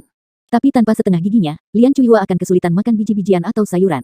Di padang belantara yang luas, kecuali seseorang memberinya sesuatu untuk dimakan, dia kemungkinan besar akan mati kelaparan tanpa ada yang merawatnya. Baik itu Zhao Tizu atau Lian Chuihua, masa depan yang menunggu mereka akan menjadi akhir yang tragis. Setelah Yi Yun melukai Zhao Tizu dan Lian Chuihua, ada keheningan total. Sebelumnya, anggota keluarga dari mereka yang telah terinfeksi wabah membenci Yi Yun, tetapi sekarang mereka takut kaku. Yi Yun memperhatikan orang-orang ini dan bahkan mengenali mereka sebagai anak-anak yang telah menyerang Jiang Xiaorou beberapa hari yang lalu. Salah satu ekspresi wajah wanita itu berubah. Dia segera melindungi anaknya dan berkata dengan suara bergetar, saat itu dihasut oleh Lian Chuihua untuk membakar rumah kamu. Banyak orang di klan suku Lian tahu bahwa dengan Yi Yun kembali kuat seperti biasa, dia pasti akan menyelesaikan masalah pembakaran rumahnya dan pengepungan Jiang Xiaorou. Yi Yun mengambil beberapa langkah ke depan. Wajah wanita itu menjadi lebih putih, melempar kotoran sapi dihasut oleh Lian Chuihua. Kami, anak-anak yang melempar kotoran sapi itu seusia Yi Yun, dan beberapa dari mereka bahkan terlihat lebih kuat dari Yi Yun. Biasanya, anak itu tidak akan melihat anak seperti Yi Yun, tetapi hari ini, dia takut kaku. Kamu benar-benar berpikir bahwa orangmu terinfeksi wabah karena aku. Kata-kata Yi Yun disuntikkan dengan Yuan Qi, sehingga bisa terdengar beberapa kilometer jauhnya. Ini membuat semua orang mendengarnya dengan jelas. Semua orang tercengang. Ini adalah berita yang dikeluarkan oleh eselon atas dari klan suku Lian, bagaimana mungkin itu salah? Juga, mereka tidak bisa memahami sesuatu Yi Yun telah terinfeksi wabah. Dia kesurupan dan jatuh dari tebing puluhan meter, bagaimana mungkin dia tidak mati? Juga, bagaimana mungkin baginya untuk mengalahkan Zhao Tizu? Bahkan sampai sekarang, banyak penduduk desa tidak percaya bahwa Yi Yun telah melukai Zhao Tizu dengan 2 gerakan. Mereka tahu Yi Yun telah berlatih seni bela diri dengan Zhang Yuxian. Tapi dia hanya berlatih selama sebulan, bagaimana dia bisa lebih kuat dari Zhao Tizu yang telah berlatih selama beberapa dekade? Kami, laki-laki kami, apa itu? Wanita itu bertanya dengan menggigil dan pada titik ini, Yi Yun bisa melihat di sisi matanya bahwa Lian Chengyu sudah berdiri. Kedua matanya seperti ular berbisa menatapnya. Dingin, niat membunuh, dan ketamakan. Semua properti yang dimiliki ular akan terkandung di dalamnya. Yi Yun tahu bahwa Lian Chengyu mengancamnya. Tapi dia bertemu dengan tatapan Lian Chengyu dan berkata tanpa rasa takut, tulang yang sunyi itu beracun. Orang-orangmu mati karena penyempurnaan tulang yang sunyi. Itu tidak ada hubungannya dengan aku. Suara Yi Yun ditransmisikan jauh, dan semua orang mendengarnya dengan jelas. Sebentar lagi, penduduk desa meledak. Tulang sepi itu beracun. Orang-orang kita mati karena memperbaiki tulang yang sunyi. Penduduk desa bingung dan mulai berdiskusi dengan terburu-buru. Hari ini, jika itu adalah Yi Yun yang lemah yang mengatakannya, tidak ada yang akan percaya padanya. Sebaliknya, mereka akan membakarnya di tiang pancang, atas nama mengusir roh-roh jahat. Tapi sekarang, Yi Yun memiliki kekuatan yang tangguh mendukungnya. Apa yang dia katakan mungkin terdengar gila dan tidak bisa dipahami, tetapi beberapa orang secara tidak sadar akan mempercayainya. Inilah yang bisa membawa kekuatan. Kekuatan seseorang tidak hanya menentukan posisi atau martabat mereka, tetapi juga memengaruhi kata-kata yang mereka ucapkan. Kata-kata seorang ahli sama baiknya dengan emas, dan setiap kata memiliki kekuatannya. Kata-kata yang lemah sama dengan suara kentut, tidak ada yang peduli. Yi Yun saat ini mengandalkan kekuatannya untuk berdiri di arena, atau sebagai anak berusia 12 tahun, bagaimana dia menunjukkan kekuatannya. Lian Chengyu mencibir dan tetap diam. Pada saat itu, seorang penatua berjubah kuning berdiri. Kata-kata kosong. Penatua dengan suara keras secara alami adalah patriark dari klan suku Lian. Kamu nak, beraninya kamu menghasut masa dengan kebohongan bergoyangmu. Tulang yang sunyi dibeli dengan menggunakan semua tabungan kami, dan dengan bantuan suku kami berhasil memperbaikinya setelah berminggu-minggu. Bagaimana bisa beracun? Petik 2. Esensi tulang terpencil ini telah dimakan oleh Cheng Yu. Jika itu beracun, orang pertama yang diracuni adalah Cheng Yu. Petik 2. Patriark tetap sangat bermartabat. Dia telah mendapatkan udara otoritas setelah bertanggung jawab atas klan suku Lian selama bertahun-tahun. Meskipun Yi Yun memiliki kekuatan, apapun yang dikatakan Yi Yun tidak akan memiliki bobot dibandingkan dengan patriark. Selain itu, kata-kata leluhur itu sangat masuk akal. Tulang sepi dibeli oleh suku dengan biaya besar untuk disempurnakan untuk Lian Chengyu. Jika memiliki racun, itu akan setara dengan suku yang menghabiskan banyak uang hanya untuk menyakiti Lian Chengyu. Patriark benar. Rekan-rekan aku, jangan percaya kata-kata anak itu. Bagaimana kamu bisa mempercayai kata-kata anak berumur 12 tahun? Di tengah kerumunan, beberapa orang berteriak. Orang-orang ini adalah orang-orang yang menggunakan nama keluarga Lian. Mereka memiliki kepentingan bersama sebagai eselon atas klan suku Lian, dan beberapa dari mereka mirip dengan Lian Chuihua. Mereka adalah mata di tanah untuk eselon atas klan suku Lian, bertanggung jawab untuk fluid dan penyebaran desas-desus. Dengan melakukan itu, eselon atas akan memberi mereka makanan tambahan. Melihat beberapa penduduk desa ragu, orang-orang ini berkata, kamu pikir monyet kecil itu kuat? Dibandingkan dengan Tuan Muda Lian, dia bukan siapa-siapa. Jadi bagaimana jika dia mengalahkan Zhao Tizu? Zhao Tizu sama seperti kita, manusia normal. Adapun Tuan Muda Lian, dia telah mencapai ranah darah ungu. Apakah kamu tahu apa itu dunia darah ungu? Dewa Zhang yang sebelumnya datang ke desa kami juga ada di dunia darah ungu, dan dia hampir sama dengan dewa di langit. Petik 2. Saat itu semua orang tahu bahwa Zhang Yuxian mengendarai raksasa, dan dia telah merobohkan pohon besar dengan potongan sederhana. Kekuatan ranah darah ungu menakutkan. Sebagai perbandingan, mengalahkan Zhao Tizu dalam gulat bukanlah apa-apa. Yi Yun mungkin tampak kuat bagi kita, tetapi dibandingkan dengan Tuan Muda Lian, dia tidak layak disebutkan. Hanya Tuan Muda Lian yang bisa menuntun kita ke kehidupan yang baik. Tidak mungkin kamu memilih untuk mempercayai anak ini dari Tuan Muda Lian. Orang-orang mulai berteriak sekali lagi. Harus dikatakan bahwa telah memerintah klan suku Lian begitu lama, kelas penguasa berakar dalam. Bagi Yi Yun untuk mengatakan beberapa kata untuk mempengaruhi posisi mereka akan sangat sulit selanjutnya, Yi Yun tidak punya bukti. Juga, upaya seluruh suku telah diinvestasikan di Lian Chengyu, dan Lian Chengyu tidak gagal mengecewakan massa. Dia telah membuat terobosan yang lebih besar dalam kekuatannya, dan telah mencapai ranah darah ungu. Dengan semua harapan mereka pada Lian Chengyu untuk mengubah hidup mereka, bagaimana mereka bisa berhenti mempercayai Lian Chengyu dan sebaliknya mempercayai Yi Yun yang seperti anak kecil berumur 12 tahun. Itu sama bahkan jika Yi Yun mengalahkan Zhao Tizu. Yi Yun sudah mengharapkan ini dan itu tidak masalah baginya. Dia tidak berharap untuk menggulingkan Lian Chengyu hanya dengan kata-kata, dia hanya ingin menanam benih keraguan di tengah masyarakat. Hutan belantara yang luas adalah dunia tempat kekuasaan memerintah tertinggi. Sejak dahulu kala, sudah begitu. Apakah seorang pemenang perlu memberikan bukti? Itu berlebihan karena kata-kata pemenang terkuat adalah aturan, hukum, dan kebenaran. Para ahli tidak perlu lebih banyak kata untuk menjelaskan diri mereka sendiri. Orang lain secara tidak sadar akan mempercayainya dan akhirnya benar-benar mempercayainya. Dengan membuat penampilannya hari ini, Yi Yun sudah siap secara mental untuk memiliki konflik langsung dengan Lian Chengyu. Dia tahu bahwa Lian Chengyu tidak akan menerobos ke dunia darah ungu dengan esensi tulang tanpa energi yang sepi itu. Lian Chengyu berada di puncak ranah Ki Pengumpul, sementara ia berada di tahap awal ranah Ki Pengumpul, tetapi pada saat yang sama telah mencapai ranah Puls Naga. Dia yakin akan pertempuran ini. Namun, Yi Yun masih khawatir tentang Yao Yuan. Dia tidak tahu kekuatan Yao Yuan. Dia menunggu Lian Chengyu bergerak, dan pada saat yang sama diam-diam mengamati Yao Yuan. Tapi yang mengejutkan, Lian Chengyu tidak punya rencana untuk bergerak dan hanya menatapnya dengan tatapan gelap. Hari ini, Lian Chengyu tidak akan bergerak. Yao Yuan sudah memperingatkannya bahwa dia telah menyakiti hatinya karena kemarahan yang dia alami. Jika dia mengabaikan luka-lukanya dan bergerak, itu mungkin, tetapi dia tidak akan pernah pulih ke puncaknya pada pemilihan kerajaan dalam beberapa hari. Tentu saja, Lian Chengyu tidak akan mempengaruhi peluangnya pada pemilihan kerajaan untuk Yi Yun. Itu adalah prioritas utama hidupnya. Tanpa ruang untuk kegagalan. Instruktur Yao, apa yang kamu pikirkan tentang kekuatannya? Bergemuruh, Meridian. Untuk dapat dengan mudah melumpuhkan Zhao Tizu, dan bahkan menghancurkan tinjunya, Lian Chengyu yakin bahwa Yi Yun berada di atas ranah ketiga darah fana dan kekuatannya di atas 1000 kati. Namun, Lian Chengyu tidak yakin apakah Yi Yun telah membuka konsepsi dan kapal gubernurnya. Yao Yuan berkata, kita semua meremehkan Yi Yun, aku tidak yakin dengan kekuatannya, tetapi satu hal yang aku tahu adalah bahwa kecerdasan dan pemikirannya jauh melebihi seorang anak berusia 12 tahun. Siapapun yang menentangnya hanya akan kalah parah jika mereka memperlakukannya sebagai seorang anak. Kata-kata Yao Yuan secara halus merujuk pada Lian Chengyu. Lian Chengyu mengalami kesulitan dalam menangani hal ini karena dia tidak pernah membayangkan bahwa harinya akan tiba ketika dia akan dibandingkan dengan seorang anak. Tapi dia harus mengakui bahwa dalam beberapa bentrokan terakhir dengan Yi Yun, dia telah dipermainkan olehnya. Anak ini telah bermain pengisap. Dia tahu selama ini bahwa aku memiliki niat untuk membunuhnya, tetapi dia pura-pura tidak tahu, membuat aku ceroboh. Di usia yang begitu muda, bagaimana dia bisa begitu licik? Lian Chengyu tidak percaya. Yi Yun adalah masalah. Instruktur Yao, tubuhku tidak dalam kondisi untuk melakukan apapun hari ini. Bisakah Instruktur Yao menangkap bajingan kecil ini untukku? Yao Yuan berbalik diam atas permintaan Lian Chengyu. Yao Yuan juga menduga bahwa Yi Yun pasti telah bertemu dengan beberapa peristiwa kebetulan, seperti makan harta sambil memetik ramuan, memungkinkannya untuk memiliki peningkatan kekuatan yang cepat.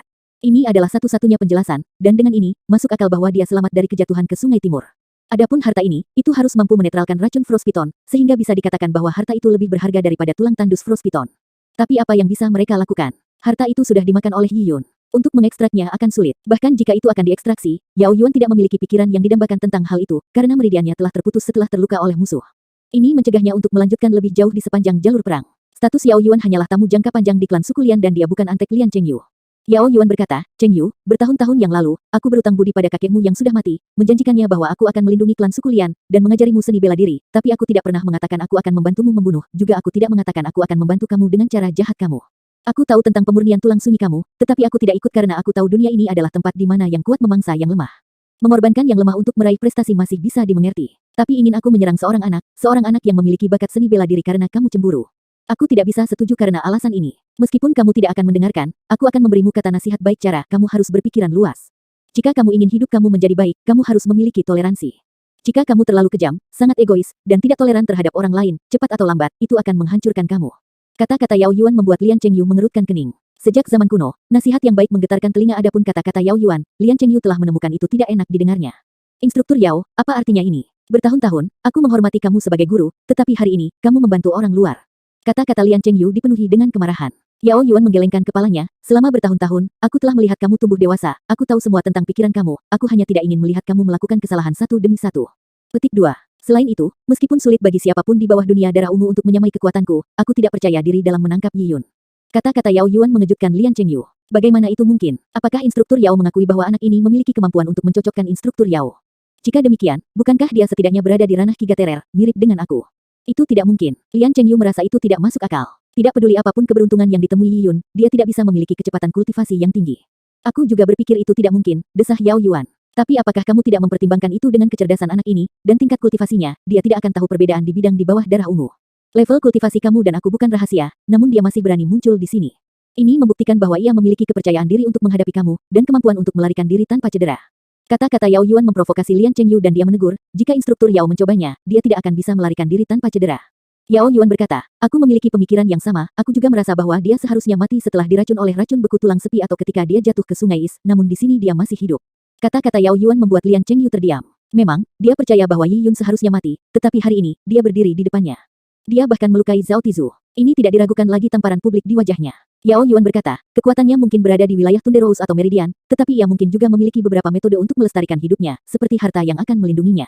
Jika kamu membuat anak 12 tahun dengan kemampuan mental dan kekuatan musuhmu, dia pasti akan membalas dendam padamu di masa depan kecuali kamu membunuhnya. Awalnya, Yao Yuan ingin mencegah Lian Chengyu dari tenggelam lebih dalam.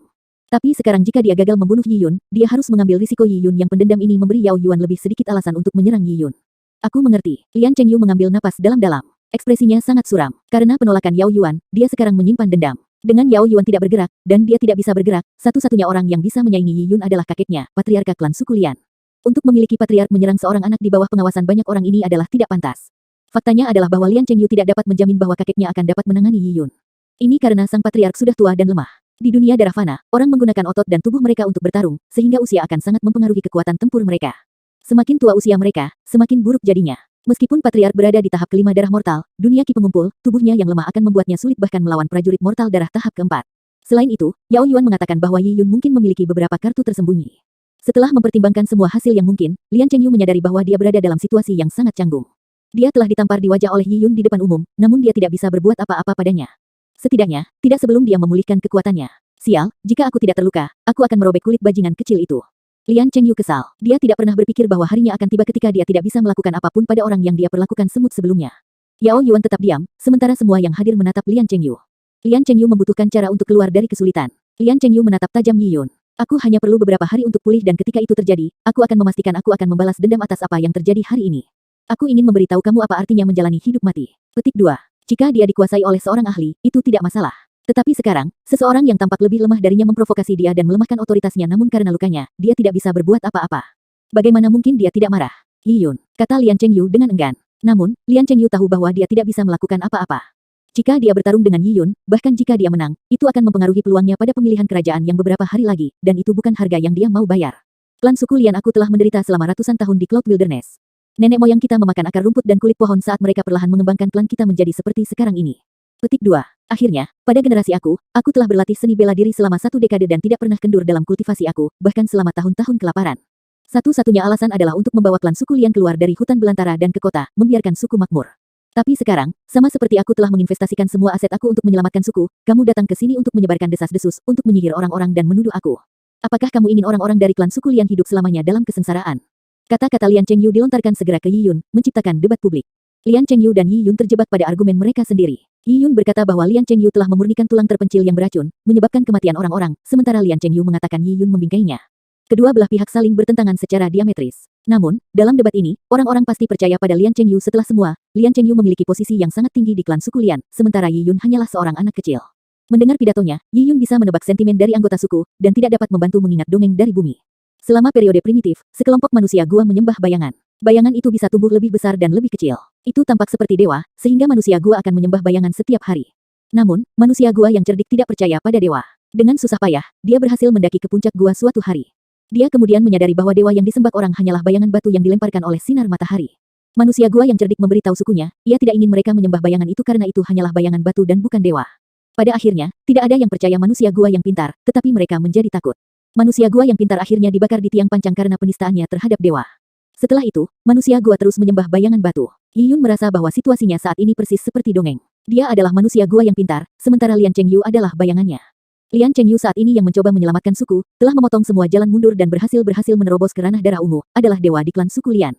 Semua orang, baik itu eselon atas klan suku Lian, anggota kamp persiapan prajurit atau rakyat jelata, semua menaruh harapan mereka pada Lian Chengyu, berharap dia akan membawa perubahan ke dalam suku, memimpin mereka keluar dari kemiskinan dan kelaparan. Orang-orang yang hidup dalam kesulitan akan cenderung religius. Mereka membutuhkan dukungan emosional, yang memungkinkan mereka melarikan diri dari kenyataan dan meyakini masa depan yang lebih cerah. Hanya dengan begitu, akankah mereka memiliki keberanian untuk tetap hidup? Adapun Lian Chengyu, dia pasti mengambil tempat itu. Dia adalah pemimpin suku dan idola bagi banyak pemuda di suku itu. Dia adalah pencinta mimpi yang sempurna di hati semua gadis. Selama Lian Chengyu lulus dari seleksi kerajaan, ia akan menjadi penyelamat klan suku Lian. Adapun Yi Yun, dia hanya seorang anak berusia 12 tahun. Dia tidak memiliki banyak gengsi atau otoritas, jadi sulit baginya untuk menggulingkan Lian Chengyu. Selain itu, Yi Yun tidak punya bukti. Bahkan jika dia melakukannya, kemungkinan tidak ada yang akan percaya padanya karena jika Lian Chengyu digulingkan, itu sama saja dengan menghancurkan harapan spiritual orang-orang miskin, mengatakan kepada mereka bahwa mereka akan selamanya hidup dalam kegelapan. Siapa yang akan membiarkan itu? Jika Yi Yun tidak melukai Zhao Tizu dan menggunakan kekuatannya untuk bertahan, dia akan dibakar di tiang pancang oleh kerumunan yang marah seperti manusia gua yang pintar.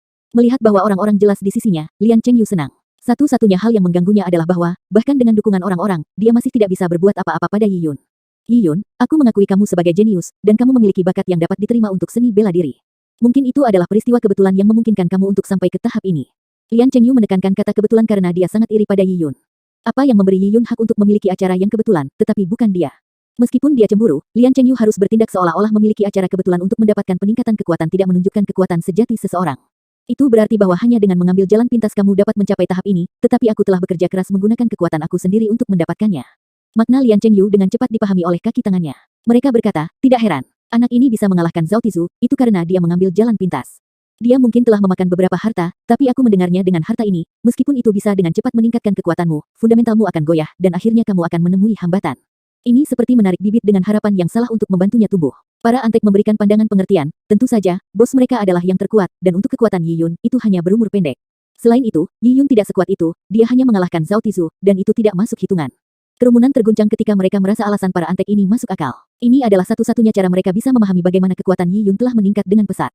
Lian Chengyu melanjutkan, untuk dapat mencapai tahap ini, itu memang tidak mudah, aku akan memaafkan kamu, jadi kamu harus bergandengan tangan dengan aku, untuk bekerja keras bersama untuk membuat klan suku Lian makmur.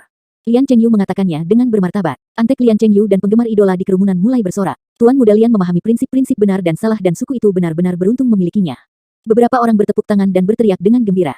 Tuan Muda Lian sangat murah hati, Yi Yun mendiskreditkan Tuan Muda Lian, namun Tuan Muda Lian tidak menyalahkannya, dia bahkan ingin menempatkan Yi Yun di posisi yang penting. Jika Yi Yun tahu lebih baik, dia harus membantu Tuan Muda Lian. Pembicaraan di lapangan mudah digerakkan, terlebih lagi, perkataan para antek benar-benar masuk akal. Lagi pula, Lian Chengyu telah masuk ke ranah darah ungu, jadi melewati seleksi kerajaan adalah hal yang pasti. Adapun Yi Yun, meskipun bakatnya tampak bagus, dia belum lama berlatih bela diri dan mendapatkan kekuatan seperti itu dari acara kebetulan. Dia kira-kira berada di negara bagian ketiga dari darah fana, jadi tidak mungkin dia lulus bahkan jika dia berpartisipasi dalam pemilihan kerajaan. Di masa depan ketika Yi Yun tumbuh, jika dia bersedia membantu Lian Chengyu, dia akan sangat membantu Lian Chengyu, memungkinkan klan suku Lian untuk lepas landas. Ini adalah pemikiran mayoritas, namun, Lian Chengyu dan Yi Yun tidak memiliki pemikiran seperti itu.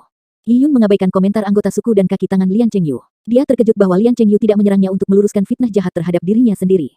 Apa yang bisa menjadi alasannya? Yi Yun memperhatikan bahwa Lian Chengyu pucat. Mungkinkah dia mengalami krisis kundalini, yang telah menyakitinya? Tetapi bahkan jika Lian Chengyu tidak bergerak, masih ada Yao Yuan. Yi Yun tidak tahu alasan mengapa Lian Chengyu tidak bergerak, dan dia mengabaikan keraguan orang-orang. Sebenarnya, itu cocok untuk Yi Yun bahwa Lian Chengyu tidak bergerak hari ini. Kekuatannya telah tumbuh secara eksponensial dalam waktu singkat, jadi pada waktunya, dia akan melebihi Lian Chengyu. Ketika waktu untuk bertukar pukulan datang, tidak ada alasan untuk takut pada Lian Chengyu, Yi Yun akan, tanpa keraguan, menang. Bahkan jika Yao Yuan turun tangan, Yi Yun tidak perlu takut. Penampilan Yi Yun hari ini semata-mata untuk mendapatkan tempat kualifikasi pada pemilihan kerajaan. Itu sudah cukup untuk mencapai tujuan ini. Tuan Muda Lian, kamu berkata untuk bergabung dengan kamu untuk membuat klan suku Lian makmur. Jika demikian, apakah kamu berencana untuk berpartisipasi dalam pemilihan kerajaan? Yi Yun bertanya dengan senyum tipis. Lian Chengyu mengerutkan kening. Dia tahu dia tidak punya alasan juga tidak masuk akal untuk secara terbuka menolaknya. Jin Longwei akan berada di sini pada hari berikutnya, dan Yi Yun telah membuktikan kekuatannya di depan suku. Tujuan Jin Longwei untuk mengadakan pemilihan kerajaan adalah untuk memilih yang kuat, siapapun yang kuat atau memiliki potensi akan direkrut. Mereka pasti akan menerima partisipasi Yi Yun, karena yang harus dia lakukan adalah menunjukkan kekuatannya di depan duta besar Jin Longwei. Lian Chengyu tidak memiliki kekuatan untuk memutuskan siapa yang akan berpartisipasi dalam pemilihan kerajaan karena tidak diatur oleh klan suku Lian.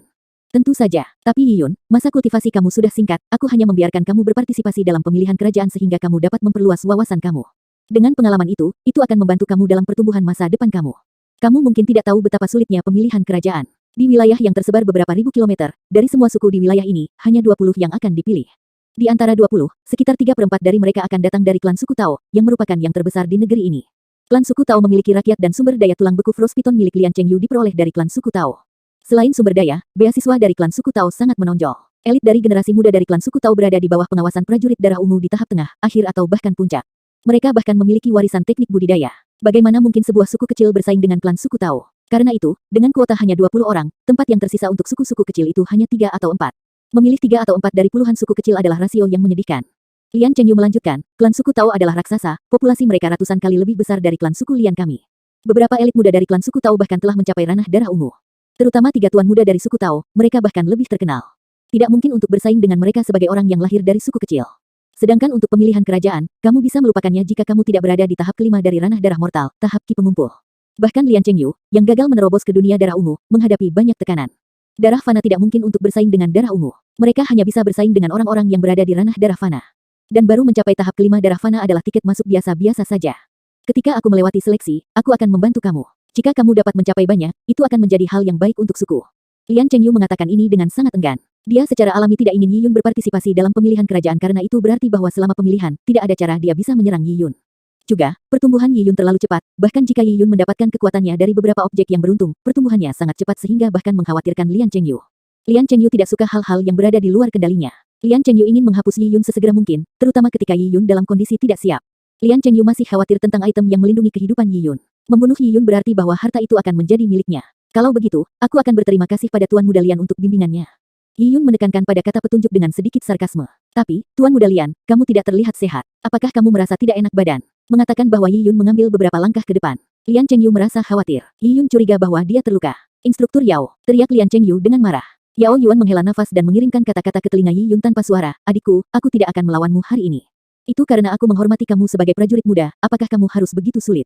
Kata-kata Yao Yuan membuat Yi Yun berhenti. Dia tidak tahu bagaimana cara mengirimkan kata-kata secara diam-diam, jadi dia hanya bisa melihat Yao Yuan dan menangkupkan tinjunya.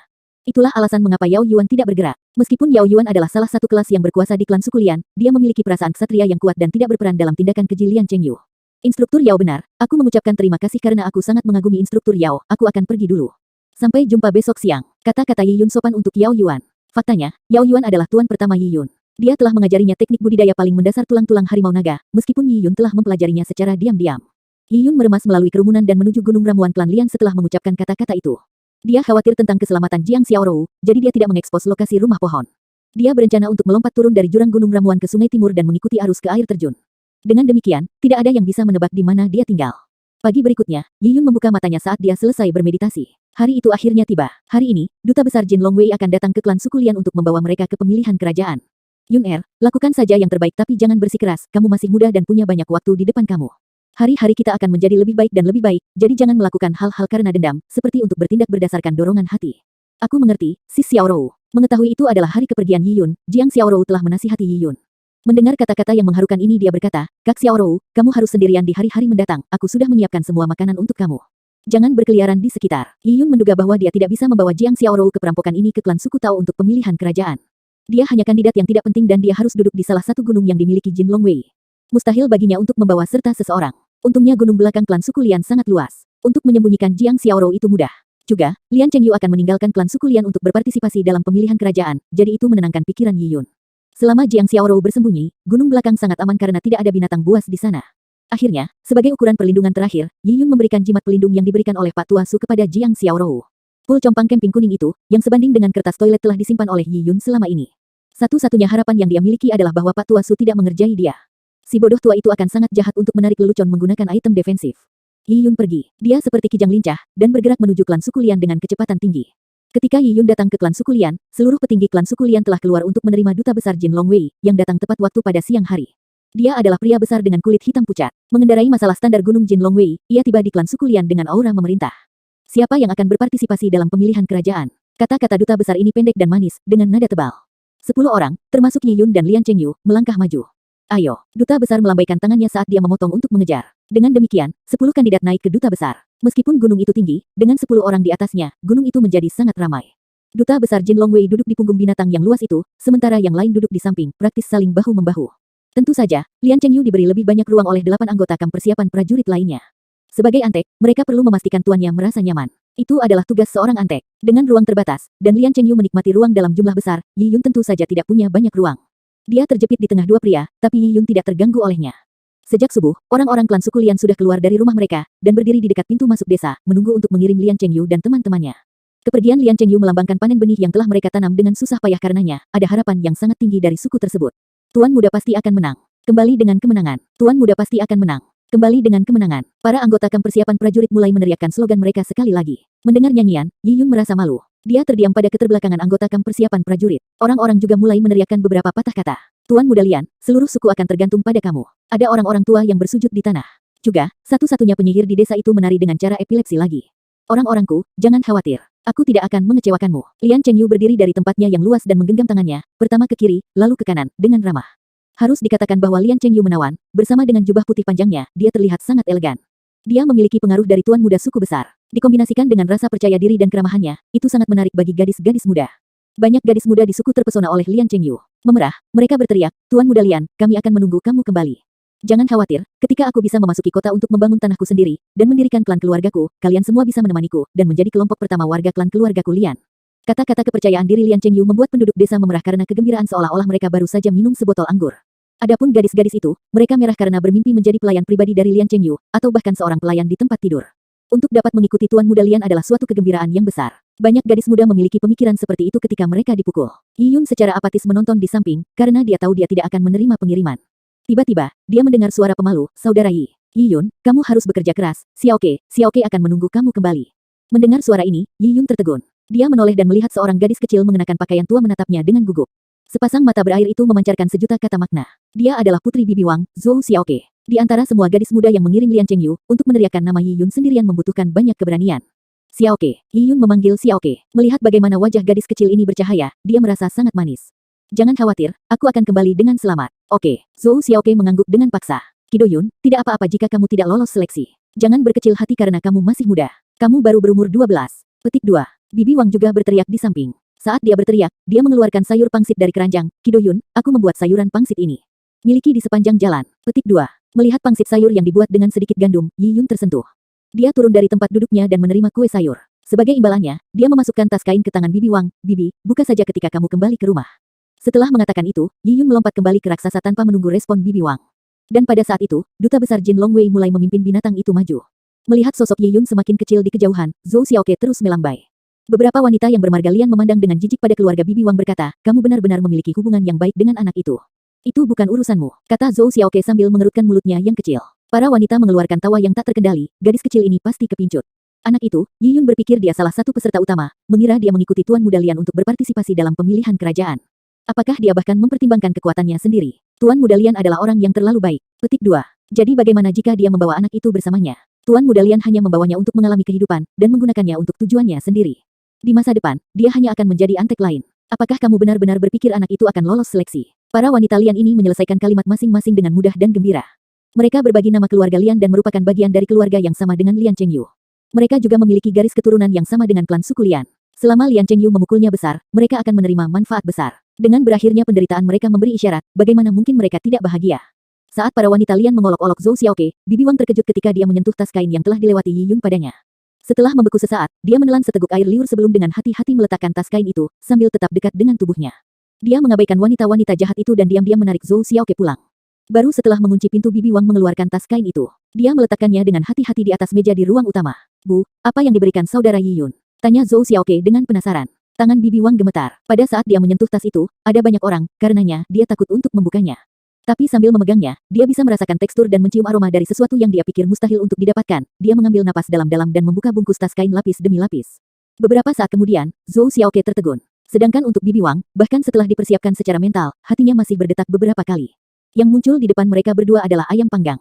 Renyah di luar dan lembut di dalam. Emas mengkilap dan harum. Ini, Zhou Xiaoke mulai menelan liur. "Saudara Yi Yun memberikan ini." "Ya, Kido Yun memberi kita ini." Bibi Wang melongo melihat ayam dengan tak percaya. Bagaimana Yi Yun berhasil mendapatkan ayam panggang ini? Juga melihat ayam panggang ini, dimasak dengan keterampilan kuliner yang luar biasa. Aroma kulit sudah akrab dengan Bibi Wang. Itu madu, dia telah mengambil beberapa di pegunungan belakang secara kebetulan dulu. Ayam panggang madu, bagaimana Kido Yun mendapatkan ini? Bibi Wang tidak percaya, tetapi pada saat itu, air liur Zhou Xiaoke menetes ke meja. Dia dengan penuh semangat melihat ayam panggang bertanya, "Bu, bisakah aku memakannya?" Bibi Wang tertawa dan menyentuh kepala Zhou Xiaoke, "Ayam Kido Yun diberikan kepadamu karena makan." Dengan mengatakan itu, Bibi Wang merobek kaki ayam dan memasukkannya ke tangan mungil Zhou Xiaoke, "Cepat makan. Kita bisa makan sisanya ketika ayahmu kembali." "Ya." Zhou Xiaoke buru-buru menggigit. Saat daging ayam memasuki mulutnya, Zhou Xiaoke merasa seperti dia melayang di langit. Daging ayamnya enak sekali. Dia belum pernah makan sesuatu yang lezat. Saudara Yi Yun sangat baik. Memikirkan hal ini, hati Zhou Xiaoke dipenuhi dengan kebahagiaan.